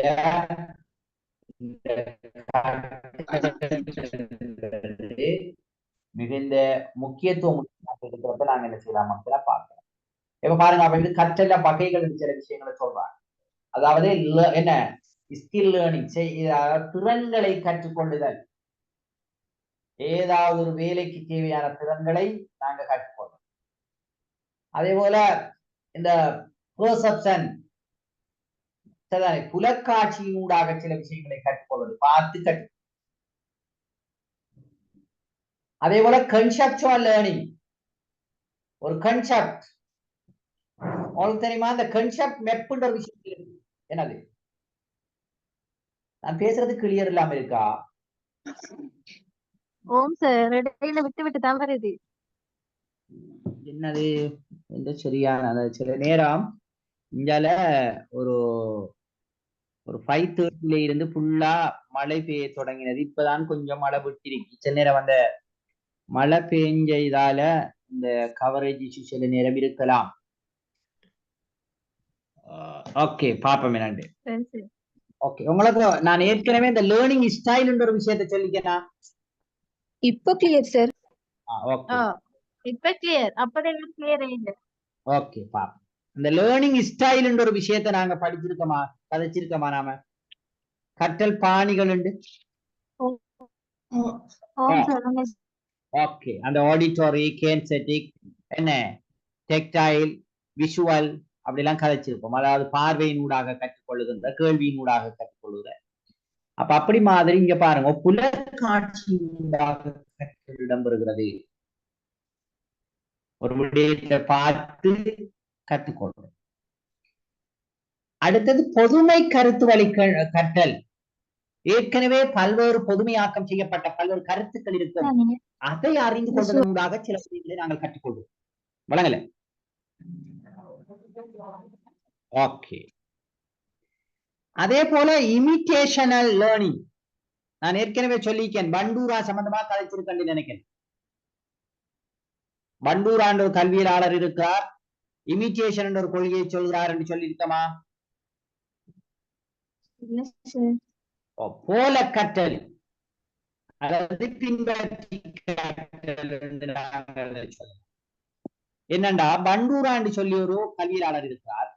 அவர் என்ன சொல்றாருன்னா, பிள்ளைகள் போல கற்றுக்கொள்கிறார்கள் அல்லது பின்பற்றி, இப்ப முதியவர்களுடைய அல்லது மூத்தவர்களுடைய அல்லது ஆசிரியர்களுடைய செயற்பாடுகளை பார்த்து தாய் தந்தைகள் அல்லது அவருடைய சகோதரர்கள் மூத்தவர்களுடைய அந்த செயற்பாடுகளை பார்த்து அதே மாதிரி செய்வதற்கு பிள்ளைகள் கற்றுக்கொள்கிறார்கள். எனவே இமிட்டேட் பண்றாங்க பிள்ளைகள். ஒரு விஷயம் உண்டு. இப்ப நாங்க பார்ப்போம், சில நேரம் ஒரு ஆசிரியரை நடத்திய பார்த்து இதே மாதிரி நாங்க செய்யணும் என்று வெளிக்கிட்ட வரலாறுகள் இருக்கும். இப்போ ஒரு ஆசிரியரை மாதிரியோ அல்லது ஒரு ஆசிரிய மாதிரி நாங்க ரெஸ்ட் பண்ணணும், அது மாதிரி நாங்க உடுப்பணியணும் என்ன பின்பற்றிய மாணவர்கள் இருப்பான். அல்லது ஹேர் ஸ்டைல் இப்படித்தான் இருக்கணும் பின்பற்றிய மாணவர்கள் இருப்பான். அல்லது பட நடிகர் நடிகைகளுடைய ஹேர் ஸ்டைல் மாதிரி எங்களை இருக்கணும் என்று பின்பற்றார்கள் இருக்காங்க. எனவே கற்றல் இந்த பின்பற்றலின் ஊடாகவும் இடம்பெறுகிறது. அப்படி ஒரு வகையில கற்றல். அதே போல ஒப்சர்வேஷனல் லேர்னிங், உற்றுநோக்கல் கற்றல். இது கிட்டத்தட்ட பின்பற்றத்தை விட இன்னும் கொஞ்சம் ஆழமாக ஒரு விஷயத்தை நாங்க உள்வாங்கி அதனை நடைமுறைக்கு கொண்டு வரதுதான் இந்த உற்று நோக்கி கற்றலுங்கிற விஷயம். அப்ப இப்படி நிறைய இந்த கற்கின்ற வகைப்பாடுகள் அல்லது முறைமைகள் இருக்கிறத நாங்க பார்க்கணும். எப்படி கற்றல் ஒன்று இடம்பெறுகிறது என்பதை உளவியல்ல விளக்குவதற்கு நடத்தைவாத கற்றல் கொள்கைகள், அறிகைவாத கற்றல் கொள்கைகள், கட்டுருவாக்க கற்றல் கொள்கைகள், கள கற்றல் கொள்கைகள் என்று பலவிதமான கற்றல் கொள்கைகள் இருக்கு. இதுகளை நீங்க எங்கேயாரும் படிச்சிருக்கீங்களா? என்ன காலேஜ்ல படிச்சிருக்கேன். படங்கள் என்னமா காலேஜ்ல படிச்சிருக்கேன். சில நேரம் படிச்சிருக்கீங்க. ஓகே, இந்த நடத்தைவாத கற்றல் கொள்கை சரிதானே, அதுக்குள்ள என்ன விஷயங்கள் வரும்? இந்த தூண்டி துலங்கல் கொள்கைகள். ஓகே, இந்த தூண்டி துலங்கல் கொள்கை எல்லாம் இந்த நடத்தைவாதத்துக்குள்ள வரும். அதாவது இந்த தோண்டைக்கு செல்றவருடைய முயன்று தவறி கற்றுங்க அந்த கற்றல் கொள்கை, அல்லது வேறாரு பவுலோவினுடைய நிபந்தனை பாட்டு கொள்கை என்று சொல்றது பவுலோ, அப்படித்தானே? அதே போல ஸ்கின்னருடைய என்ன ஸ்கின்னருடைய அந்த தூண்டி துலங்கல் கொள்கை எல்லாம் இந்த நடத்தைவாத கொள்கையோடு சர்வப்படுகிறது.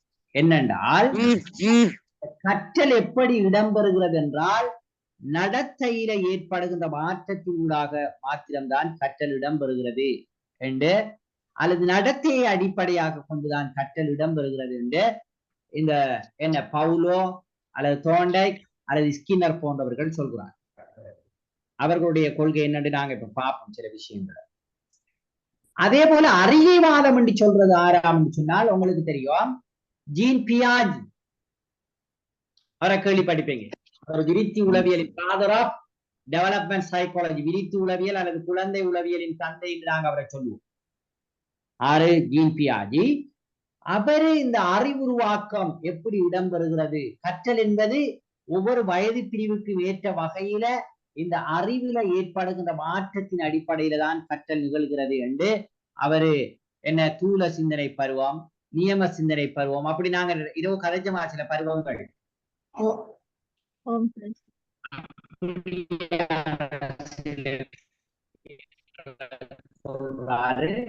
இந்த அப்ப அப்படி சில கற்றலை பார்க்க ஆறு கட்டுவாக்க கற்றல் கொள்கையோட சம்பந்தப்பட்டார்கள் சிலரை சொல்லலாமா? ப்ரூனர், ப்ரூனர் அல்லது Dewey, John Dewey. Very good.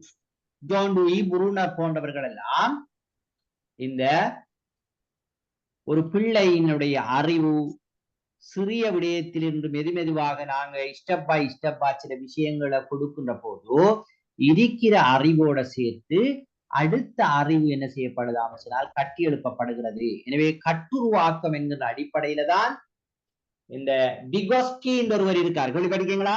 விகோஸ்கி அவரம் இந்த கட்டுருவாக்கம் சம்பந்தமான கருத்துக்களை தான் முன்வைக்கும். அதே போல களக்கற்றல் கொள்கை, இந்த களக்கற்றல் கொள்கையோட சம்பந்தப்படுறதுதான் இந்த பண்டூராட என்ன போல கற்றல் இமிட்டேஷன்ங்கிற விஷயம் எல்லாம் வரும்.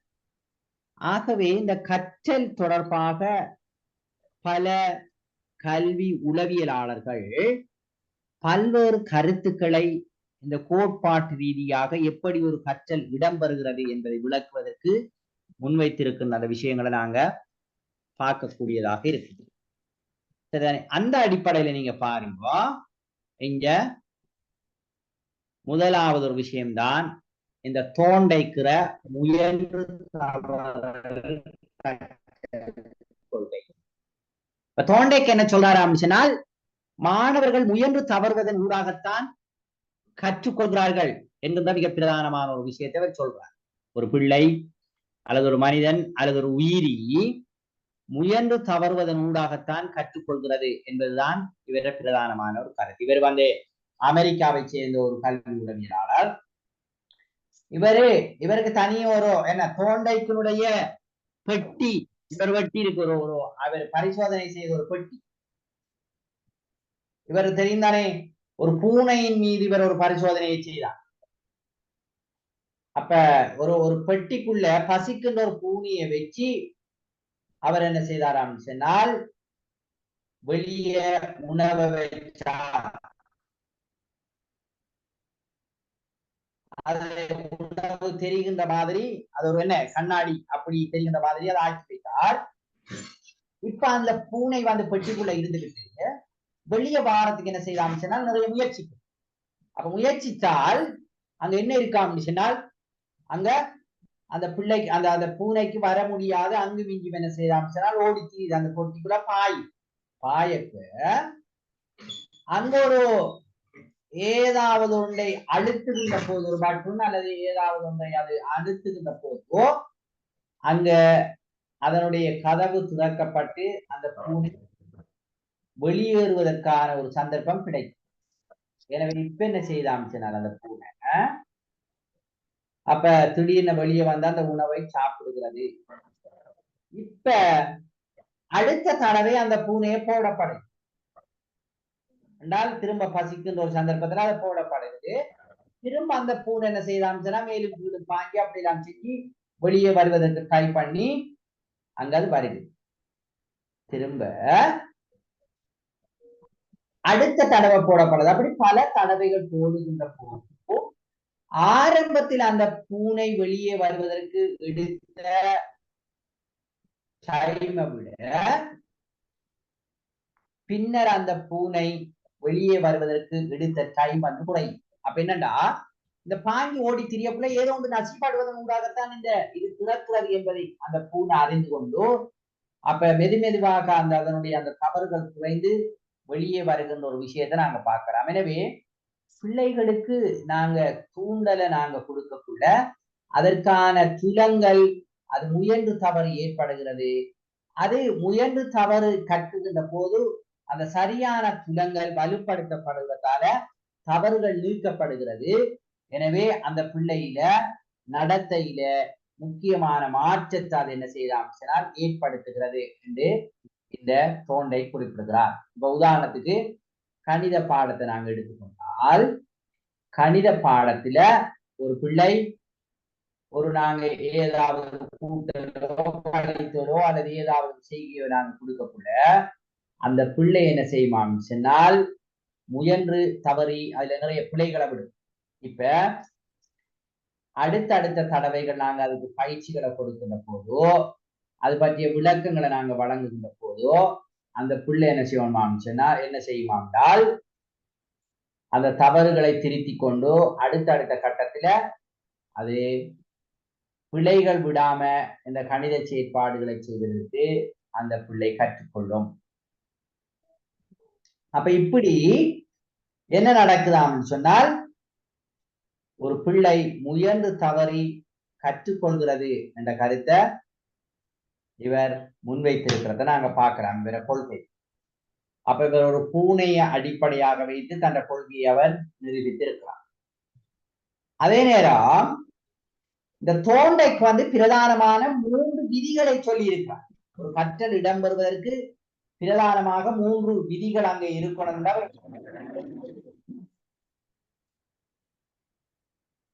ஒன்று என்னென்றால் ஆயத்த விதி. என்னது ஆயத்த விதிடா? என்ன ஆயத்த விதி?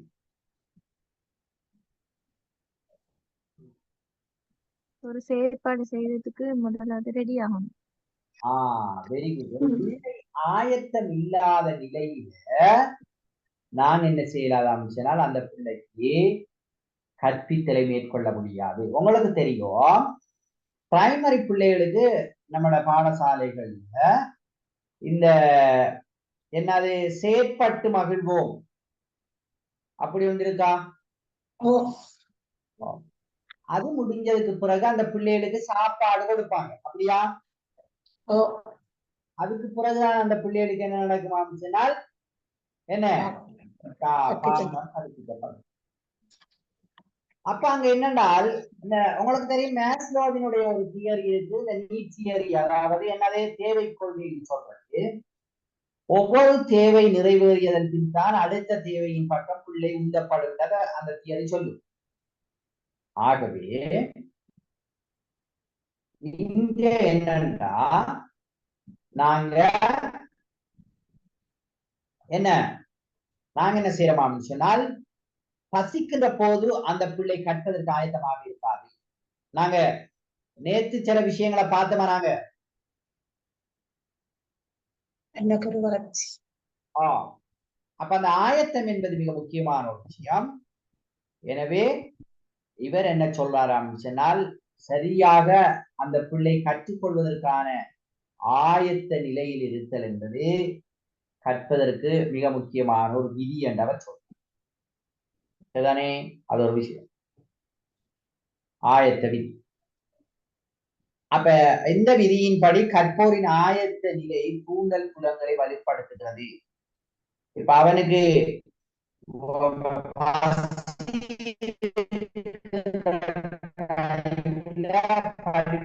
நம்மட படிப்புக்கு அந்த தூண்டலுக்கு அந்த பிள்ளை என்ன செய்ய மாட்டான் சொன்னால் என்ன, அவன் உந்தப்பட மாட்டான். ஓகே, அடுத்தது பயிற்சி விதி. என்ன பயிற்சி விதி என்றால், ஒரு செயலை திரும்ப திரும்ப செய்யும் போது தூண்டலுக்கும் துலங்களுக்கும் உள்ள உறவு வலுவடைகிறது என்று சொல்றார். அதாவது ஒரு பயிற்சி செய்வது புதிய நடத்தையை தோற்றுவிக்கும் சொல்றோம். ஏற்றுக்கொள்ளலாமா?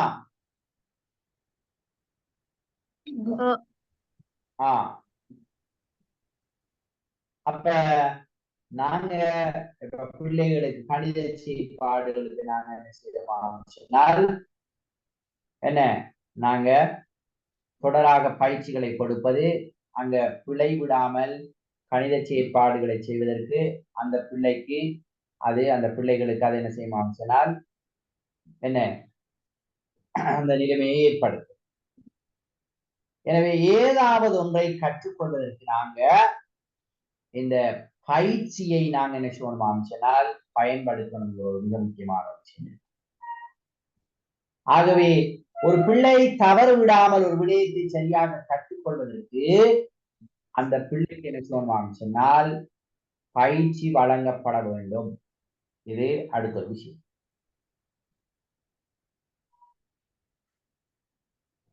சரி, அடுத்தது பாருங்க என்னென்றால் விளைவு விதி என்று இன்னொரு விதியை சொல்றார். இந்த விதிகள் என்கிற ஒரு விஷயம். விளைவு விதி என்னன்னா, இந்த விதியின்படி மகிழ்விக்கக்கூடிய அந்த விளைவுகள் அது புதிய நடத்தையில தூண்டலுக்கும் துலங்களுக்கும் வலுவை ஏற்படுத்தும் சொல்றோம். ஆனால் திருப்தி அளிக்காத அந்த விளைவுகள் அல்லது மகிழ்விக்காத அந்த விளைவுகள் நடத்தையில தூண்டலுக்கும் துலங்களுக்கும் உள்ள உறவை வலுவிழக்க செய்ய. உதாரணமாக நாங்க பிள்ளைகளுக்கு சரி போறது, குட்டுங்கிறது, வெரி குட்டுங்கிறது, ஒரு விஷயத்தை செய்கின்ற போதோ நாங்க வழங்குகின்ற பாராட்டு பரிசு எல்லாம் விளைவாக பார்க்கப்படுகிறது. அப்படி செய்கின்ற போது அந்த பிள்ளையினுடைய என்ன மேலும் மேலும் அந்த கற்றல் வீழ்ச்சி அடைகின்ற விலைய நாங்க பார்க்கலாம். இதுதான் இங்க சொல்ற விளைவு. இப்ப இந்த தோன்றைக்கிற இந்த கோட்பாட்டையும் இந்த விதியையும் அடிப்படையாக கொண்டு எங்கட கற்றல் கற்பித்தலை நாங்கள் சீராக மேற்கொள்வதற்கு வகுப்பறையில நாங்க எப்படி இந்த விதிகளை பயன்படுத்தலாம் என்கிறது சரிதானே. உங்களுக்கு இப்ப 8:33 7 நிமிஷம் தாரேன். 8:40க்கு நாங்க நினைச்சோமா இந்த தோண்டைக்கிற இந்த கோட்பாட்டை விதியை எங்களோட வகுப்பறை கற்றல் கற்பித்தல் செயற்பாடுகளில் எப்படி பயன்படுத்தலாம், என்னென்ன சந்தர்ப்பங்கள்ல என்னென்ன விஷயங்களை நாங்க இந்த கோட்பாட்டில் பயன்படுத்தலாம் கொஞ்சம் ஒரு கொஞ்ச நேரம் தனியே என்ன கொஞ்சம் யோசிச்சு சில விடயங்களை குறிச்செடுங்க. நம்ம 34 அப்படின்ட்டு நாங்க சரியா 40க்கு நாங்க இதை டிஸ்கஸ் பண்ணுவோம். ஓகேயா? சொன்னது விளங்கிட்டா? நான் என்ன ஓகே சரியா? வகுப்பறை பயன்பாடு இந்த தோண்டைக்கிற இந்த கொள்கையை எப்படி நாங்க வகுப்பறையில பயன்படுத்தலாம் சில உதாரணங்களை நீங்க ரெடி பண்ணிடணும். ஓகே.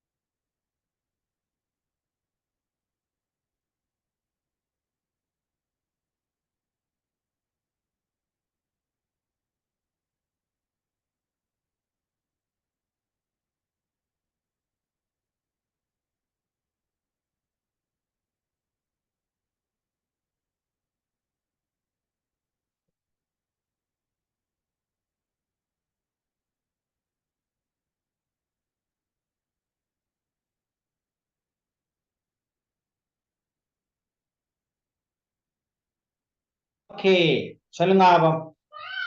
இந்த தோண்டைக்கிற இந்த கோட்பாட்டை நாங்க வகுப்பறையில எப்படி பிரயோகிக்கலாம், எப்படி அல்லது பிள்ளைகளை டெவலப் பண்றதுக்கு என்ன செய்யலாம்?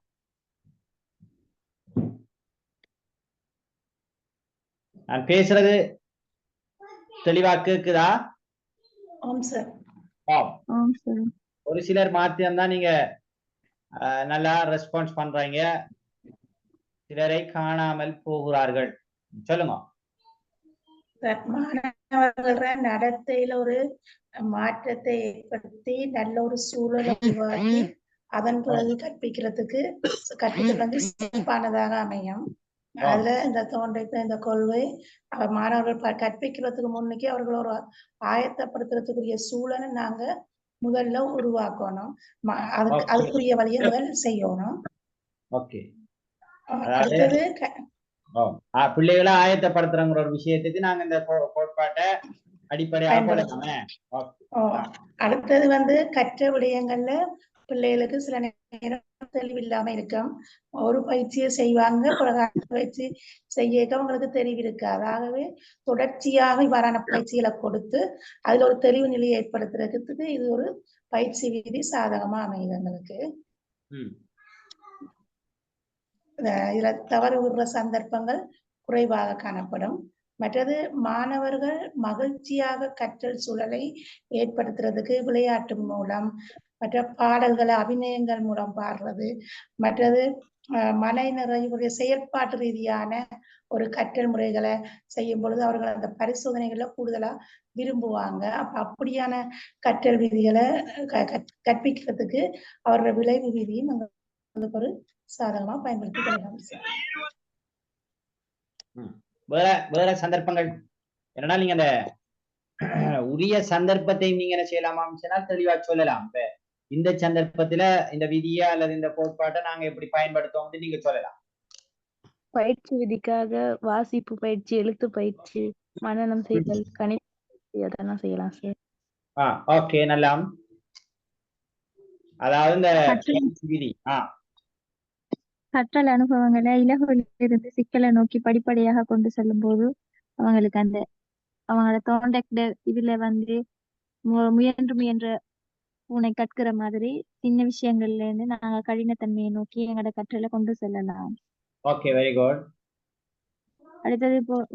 அடுத்தது இந்த பாடங்களை நினைவுல வச்சு கொள்றதுக்கு மாதிரி அவங்களுக்கு செயல்கள் அவங்களோட கைகளாலே அந்த செயற்பாடுகளை செய்ய வச்சா அவங்களுக்கு இன்னும் அது ஞாபக சக்தி அதிகமாக காணக்கூடியதாக காணப்படும். அடுத்தது பிள்ளைகள ஆயத்த நிலைன்னு சொல்லும் போது மாணவர்களோட உடல் ரீதியான ஆயத்தத்தையும் பார்க்கணும், உள ரீதியான ஆயத்தத்தையும் நாங்க கவனத்தில் கொள்ள வேண்டும். Okay, very good.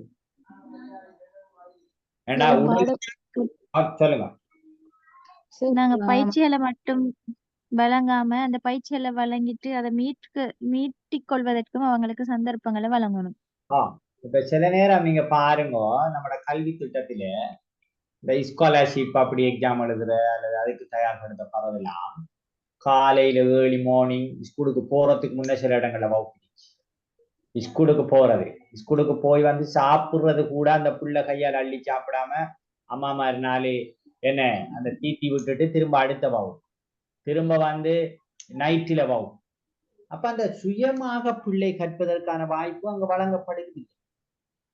அப்ப எப்படி அந்த பிள்ளைகள் சரியாக அந்த படித்த விடயங்களை உள்வாங்கும்? அப்ப மீட்டி பார்ப்பதற்கான சந்தர்ப்பம் அங்க இல்லை.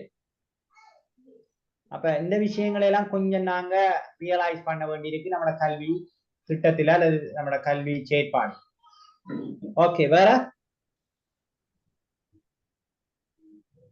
திட்டமிட்டு ஒழுங்கமைக்கப்பட்டு பின்விளைவுகள் ஏற்படுத்தக்கூடிய கற்றல் நடவடிக்கைகளை மேற்கொள்ள முடியும் இந்த கற்றல் விதிகள் மூலமாக. வேற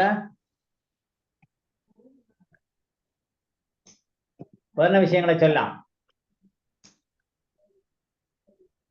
மாணவர்கள் அந்த சரியான விடைகளை சொல்லக்கொள்ள அவங்களை பாராட்டு. Very good, very good. என்னது விளைவு விதியில அது ஒரு மிக முக்கியமான ஒரு விஷயம். அதாவது தோண்டைக்கிற அந்த விளைவு விதியை நாங்க பயன்படுத்துறதுல பிள்ளைகள் சரியான புலங்களை காட்டுகின்ற போது அவர்களுக்கு பாராட்டு பரிசு கொடுக்கறதெல்லாம் அதுக்குள்ள வரும்.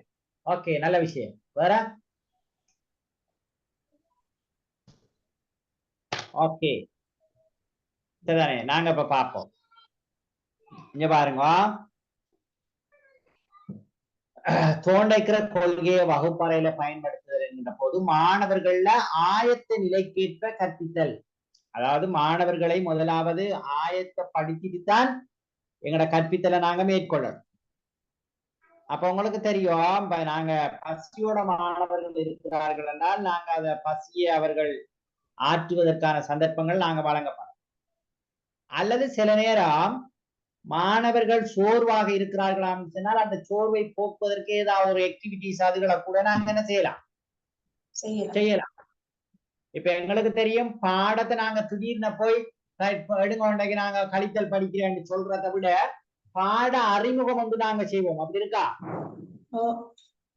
பாட பிரவேசம் அது அந்த பிள்ளைகளை அறியாமலேயே அந்த பாடத்துக்குள்ள பிள்ளைகளை கூட்டிக்கு போற செயற்பாடுதான் அது பாட அறிமுகம் என்பதற்கு. அப்ப அந்த ஆயத்தத்தினுடைய மிக முக்கியமான ஒரு கட்டம் தான் அது. அப்ப அதை கூட நாங்க என்ன செய்யணும் சொன்னால் ஒரு கலர்ஃபுல்லா வித்தியாசமா பிள்ளைகளை கவரக்கூடிய விதத்துல செய்யணும். எந்த அளவுக்கு அப்படின்னு சொன்னால் பிள்ளைகள் ஒவ்வொரு நாளும் ஏதாவது புதுமைகளை ஆசிரியர் கொண்டு வருவாரா என்று எதிர்பார்க்கிற அளவுக்கு எங்க அந்த செயற்பாடுகள் இருக்கும். சரிதானே? இப்ப உதாரணமாக ஒரு பிள்ளை இயற்கை தேவைக்காக போகணும், வாஷ்ரூம் போகணும். ஆனால் நாங்க அதுக்கு போக விடாமல் நாங்க என்ன செய்யலாது வச்சுக்கிட்டு அந்த பிள்ளைக்கு படிப்பிக்கலாம். பாருங்க, கற்பித்தல பரிசின் தண்டனையும் ரெண்டு விஷயம் இருக்கு. அதுல அவர் சொல்றாரு தோண்டை, இந்த விளைவு விதி நீங்க பாருங்க, இவ்விதியின்படி மகிழ்ச்சி, அதாவது மகிழ்விக்கக்கூடிய விளைவுகளால் புதிய நடத்தையில் உள்ள தூண்டலும் துலங்கலும் வலுப்படுத்தப்படுகின்றன. ஆனால் திருப்தி அளிக்காத துலங்களுக்கு உள்ள உறவு வலு விளக்காது என்று சொல்ற.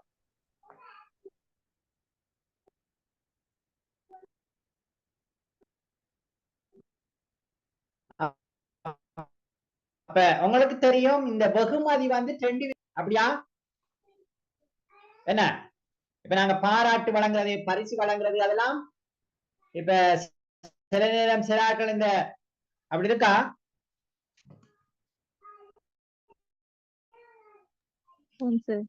நான் பேசுறது தெளிவா கேக்குதா?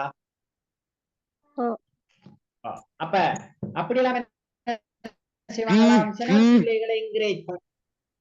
அப்ப அதெல்லாம் வந்து இந்த பரிசு வழங்குறது பாராட்டுறதுங்கிறதெல்லாம் பாசிட்டிவாக அமையும். அப்ப நல்ல செயற்பாடுகளை, இப்ப ஒரு கணித செயற்பாட்டை நல்லா செய்யற ஒரு பிள்ளைக்கு, அல்லது நேரத்தோட பாடசாலைக்கு மாற ஒரு பிள்ளைக்கு, சரிதானே, புத்தகங்களை சிறப்பாக என்ன பேணுகின்ற பிள்ளைக்கு, இப்படி நாங்க சில பரிசுகள் பாராட்டுக்கள் அல்லது இப்படியான சில விஷயங்களை செய்கின்ற போது அந்த நடத்தை இன்னும் இன்னும் வலுப்பெறும்.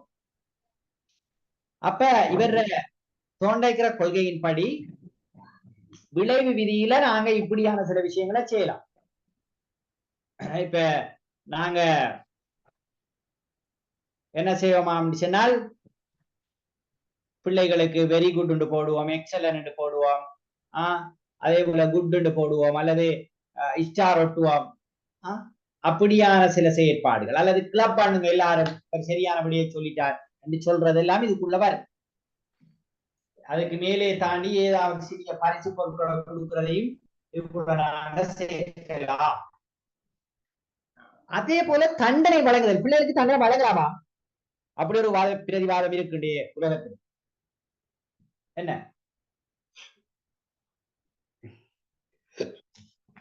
பிள்ளைகளுக்கு தண்டனை வழங்கலாமா? நான் பேசுறது வழங்குதா? ஓம் ஓ சார். சார். நீங்க பேசாம இருந்தா சில விட உங்களுக்கு வழங்கலன்ற ஒரு முடிவுக்கு நான் வர வேண்டி. அப்ப தண்டனை வழங்குற சம்பந்தமாக வேண்டிய கருத்துக்கள் என்ன? பிள்ளைகளுக்கு பாடசாலையில அல்லது அடிக்கிற இதுல அப்படி தண்டனை வழங்கலாமா? எல்லா விஷயங்களுக்கும் தண்டனை வழங்கலாது. பொதுவாக உடல் சார்ந்த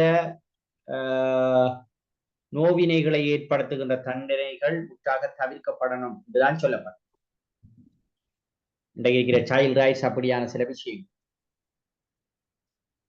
ஆனால் அன்றைக்கு ஒரு பிள்ளைக்கு மிக கடுமையாக தாக்கி அந்த பிள்ளை ஐசியூல போயிருக்கன கேள்விப்பட்டீங்களா? கிட்டத்துல ஒரு சம்பவம்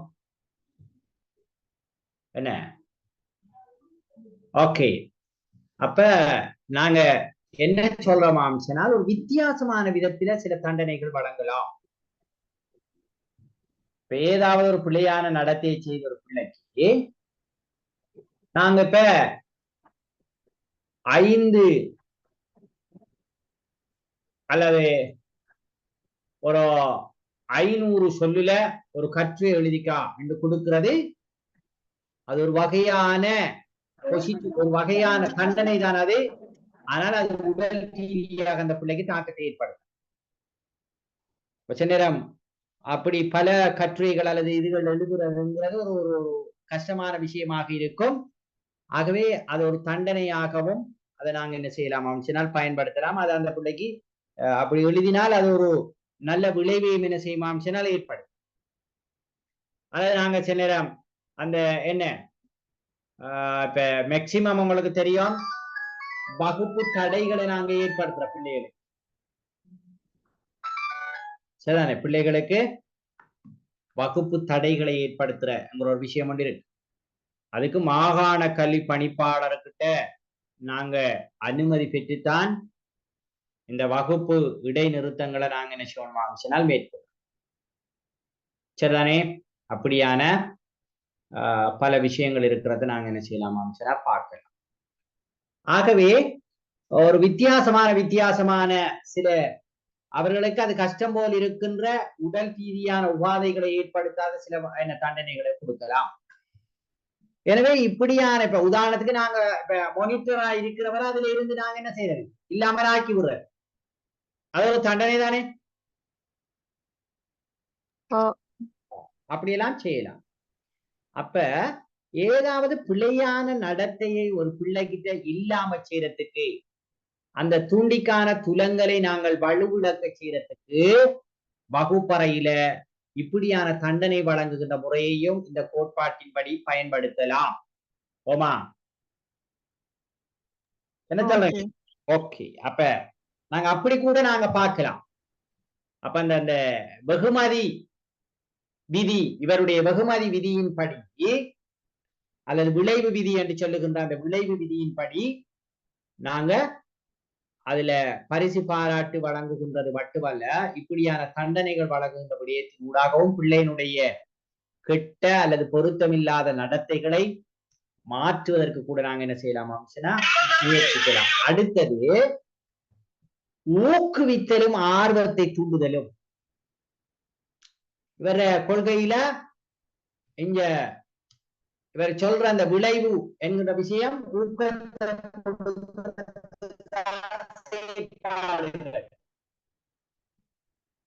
சரிதானே? அதை நாங்க வகுப்பறையில என்ன செய்யலாமா மாணவர்களை மோட்டிவேட் பண்றது, அவரை நாங்க என்ன வாழ்த்துறது அல்லது அவருக்கு நாங்க கங்க்ராட்ஸ் பண்றது அல்லது ஏனைய பிள்ளைகளின் ஊடாக அவர்களுக்கு கைதட்டலை கொடுக்கிறதெல்லாம் இந்த ஊக்கத்தை கொடுக்கும். இதெல்லாம் இந்த விதியில காணப்படுகின்ற மிக முக்கியமான அம்சம். அதே போல தெளிவான கற்றல் குறிக்கோள்களை நாங்கள் அமைத்துக் கொள்றதுக்கு இந்த கோட்பாடு என்ன செய்யுமாம் சொன்னால் எங்களுக்கு உதவி புரிகிறது. என்னென்றால் மாணவர்கள்ட்ட நாங்க என்ன நடத்தையை நாங்க ஏற்படுத்தணும், அது நடத்தையோட தொடர்பட்ட கோட்பாடுங்கிறதால மாணவர்கள்ட்ட என்ன பொருத்தமான நடத்தையை நாங்க ஏற்படுத்தணும் என்கிற விஷயத்துல இந்த தோண்டைக்கனுடைய கொள்கை எங்களுக்கு பக்கபலமாக இருக்கும். இப்படி எங்களை வகுப்பறை செயற்பாடுகள்ல அதே டைம்ல மிக முக்கியமான இன்னொரு விஷயம் தான் நாங்கள் இதுல மேலுக்கு இருக்க அதிகமான பயிற்சிகளை மாணவர்களுக்கு வழங்கும். இப்ப குறிப்பிட்ட ஒரு விடயத்துல தேர்ச்சி அடைய தவறிய ஒரு மாணவனுக்கு தொடர்ந்தேர்ச்சியான பயிற்சிகளை வழங்குவதன் ஊடாக அந்த விடயத்துல நாங்கள் அவரை தேர்ச்சி அடைய செய்ய வைக்கலாம். இப்படி பல்வேறு விதமான விடயங்கள் இதுல செறிந்து கிடக்கிறத பார்க்கலாம். அதை நாங்க எப்படி எங்களோட வகுப்பறையில பிரயோகித்தல் என்பதுதான் மிக முக்கியமான ஒரு விஷயமாக இருக்கிறத பார்க்கலாம்.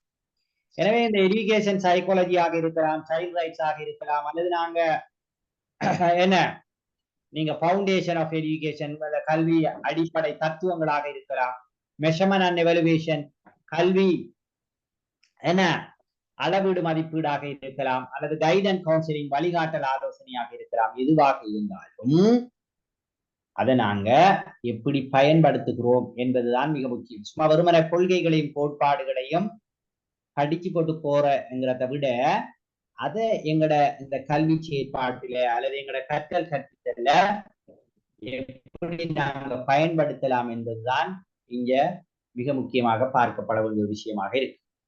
ஓகே, அப்ப நாங்க இன்றைக்கு இந்த லேர்னிங் கற்றல் என்றால் என்ன எப்படியான வழிகள்ல பிள்ளைகள் கற்றுக்கொள்கிறார்கள், இந்த கற்றல் தொடர்பாக சொல்லுகின்ற கோட்பாடுகள்ல நடத்தைவாத கோட்பாடு சரிதானே, அறிகைவாத கோட்பாடு, கட்டுருவாக்க கோட்பாடு என்று பல கோட்பாடுகள் காணப்படுகிறது. அதுல குறிப்பாக நடத்தைவாத கோட்பாட்டுல இந்த தோண்டைக்கிற இந்த கோட்பாடு தொடர்பாக இன்றைக்கு சில விஷயங்களை டிஸ்கஸ் பண்ணிக்கலாம். இதுல ஏதாவது நீங்க மேலதிகமாக கேட்கணும் என்றிருந்தால் கேட்கலாம், அல்லது நீங்க ஏதாவது கருத்துக்கள் சொல்றாலும் சொல்லலாம். ஓகே, அல்லது நாங்க இதோட எங்களோட கிளாஸை நாங்க என்ன செய்யலாமா சொன்னால் முடித்துக் கொள்ள முடியும்.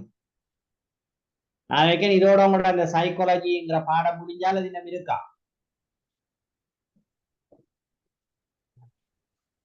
சார், இதுல விளைவு விதிக்கேற்ப இந்த பரிசும் தண்டனையும் இருக்கிறாருல, தண்டனை கொடுக்க வேண்டும் என்று சொல்றா இல்லாட்டி அது கூடாது என்று சொல்றா சார்?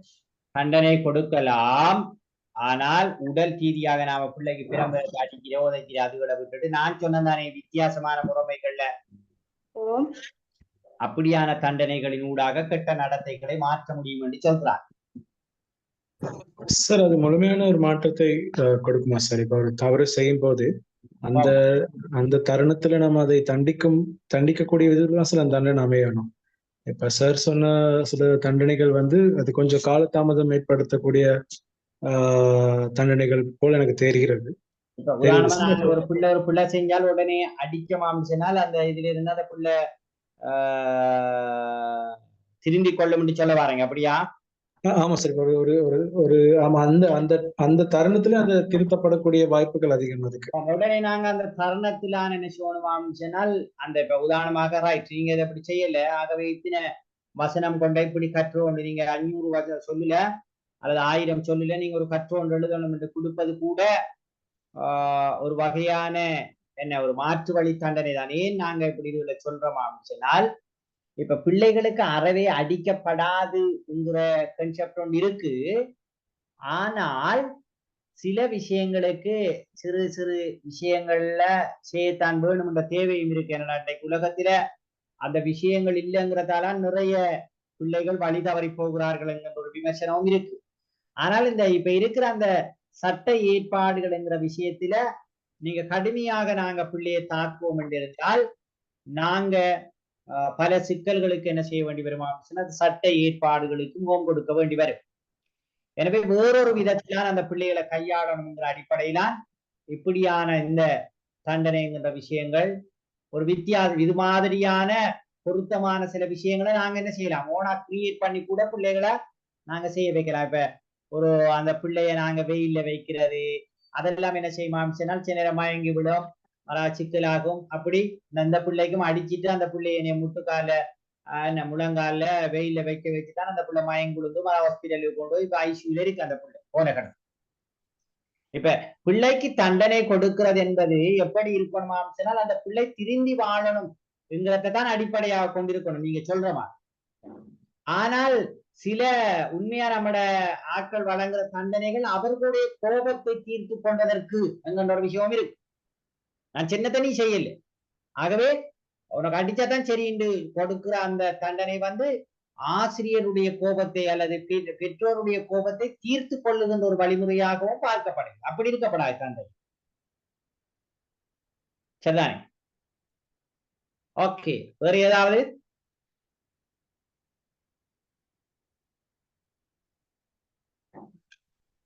ஓகே, அப்ப நாங்க முடிச்சு கொள்வோமா? Okay sir, thank you sir. Thank you very much. Good night sir. Thank you sir. Okay, thank you, sir. Thank you very much, sir. Okay.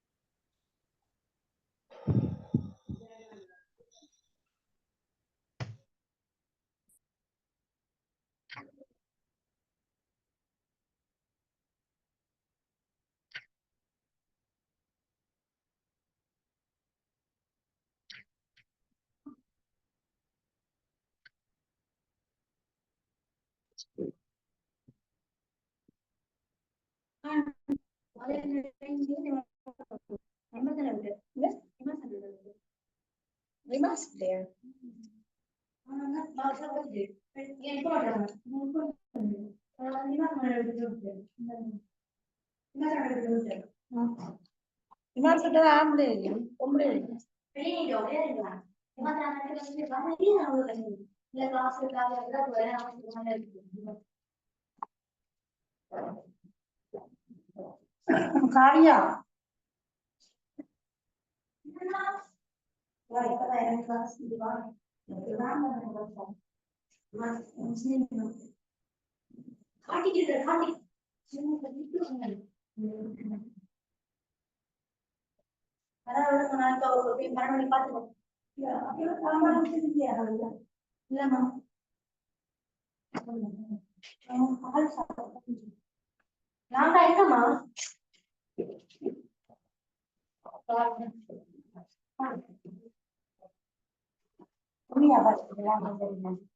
அங்க வந்து இப்ப நடக்கானில ஆண்டுதான்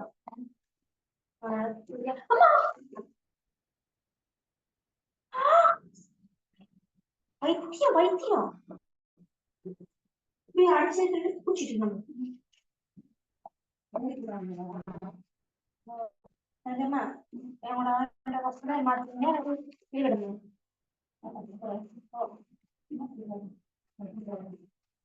பச்சை போல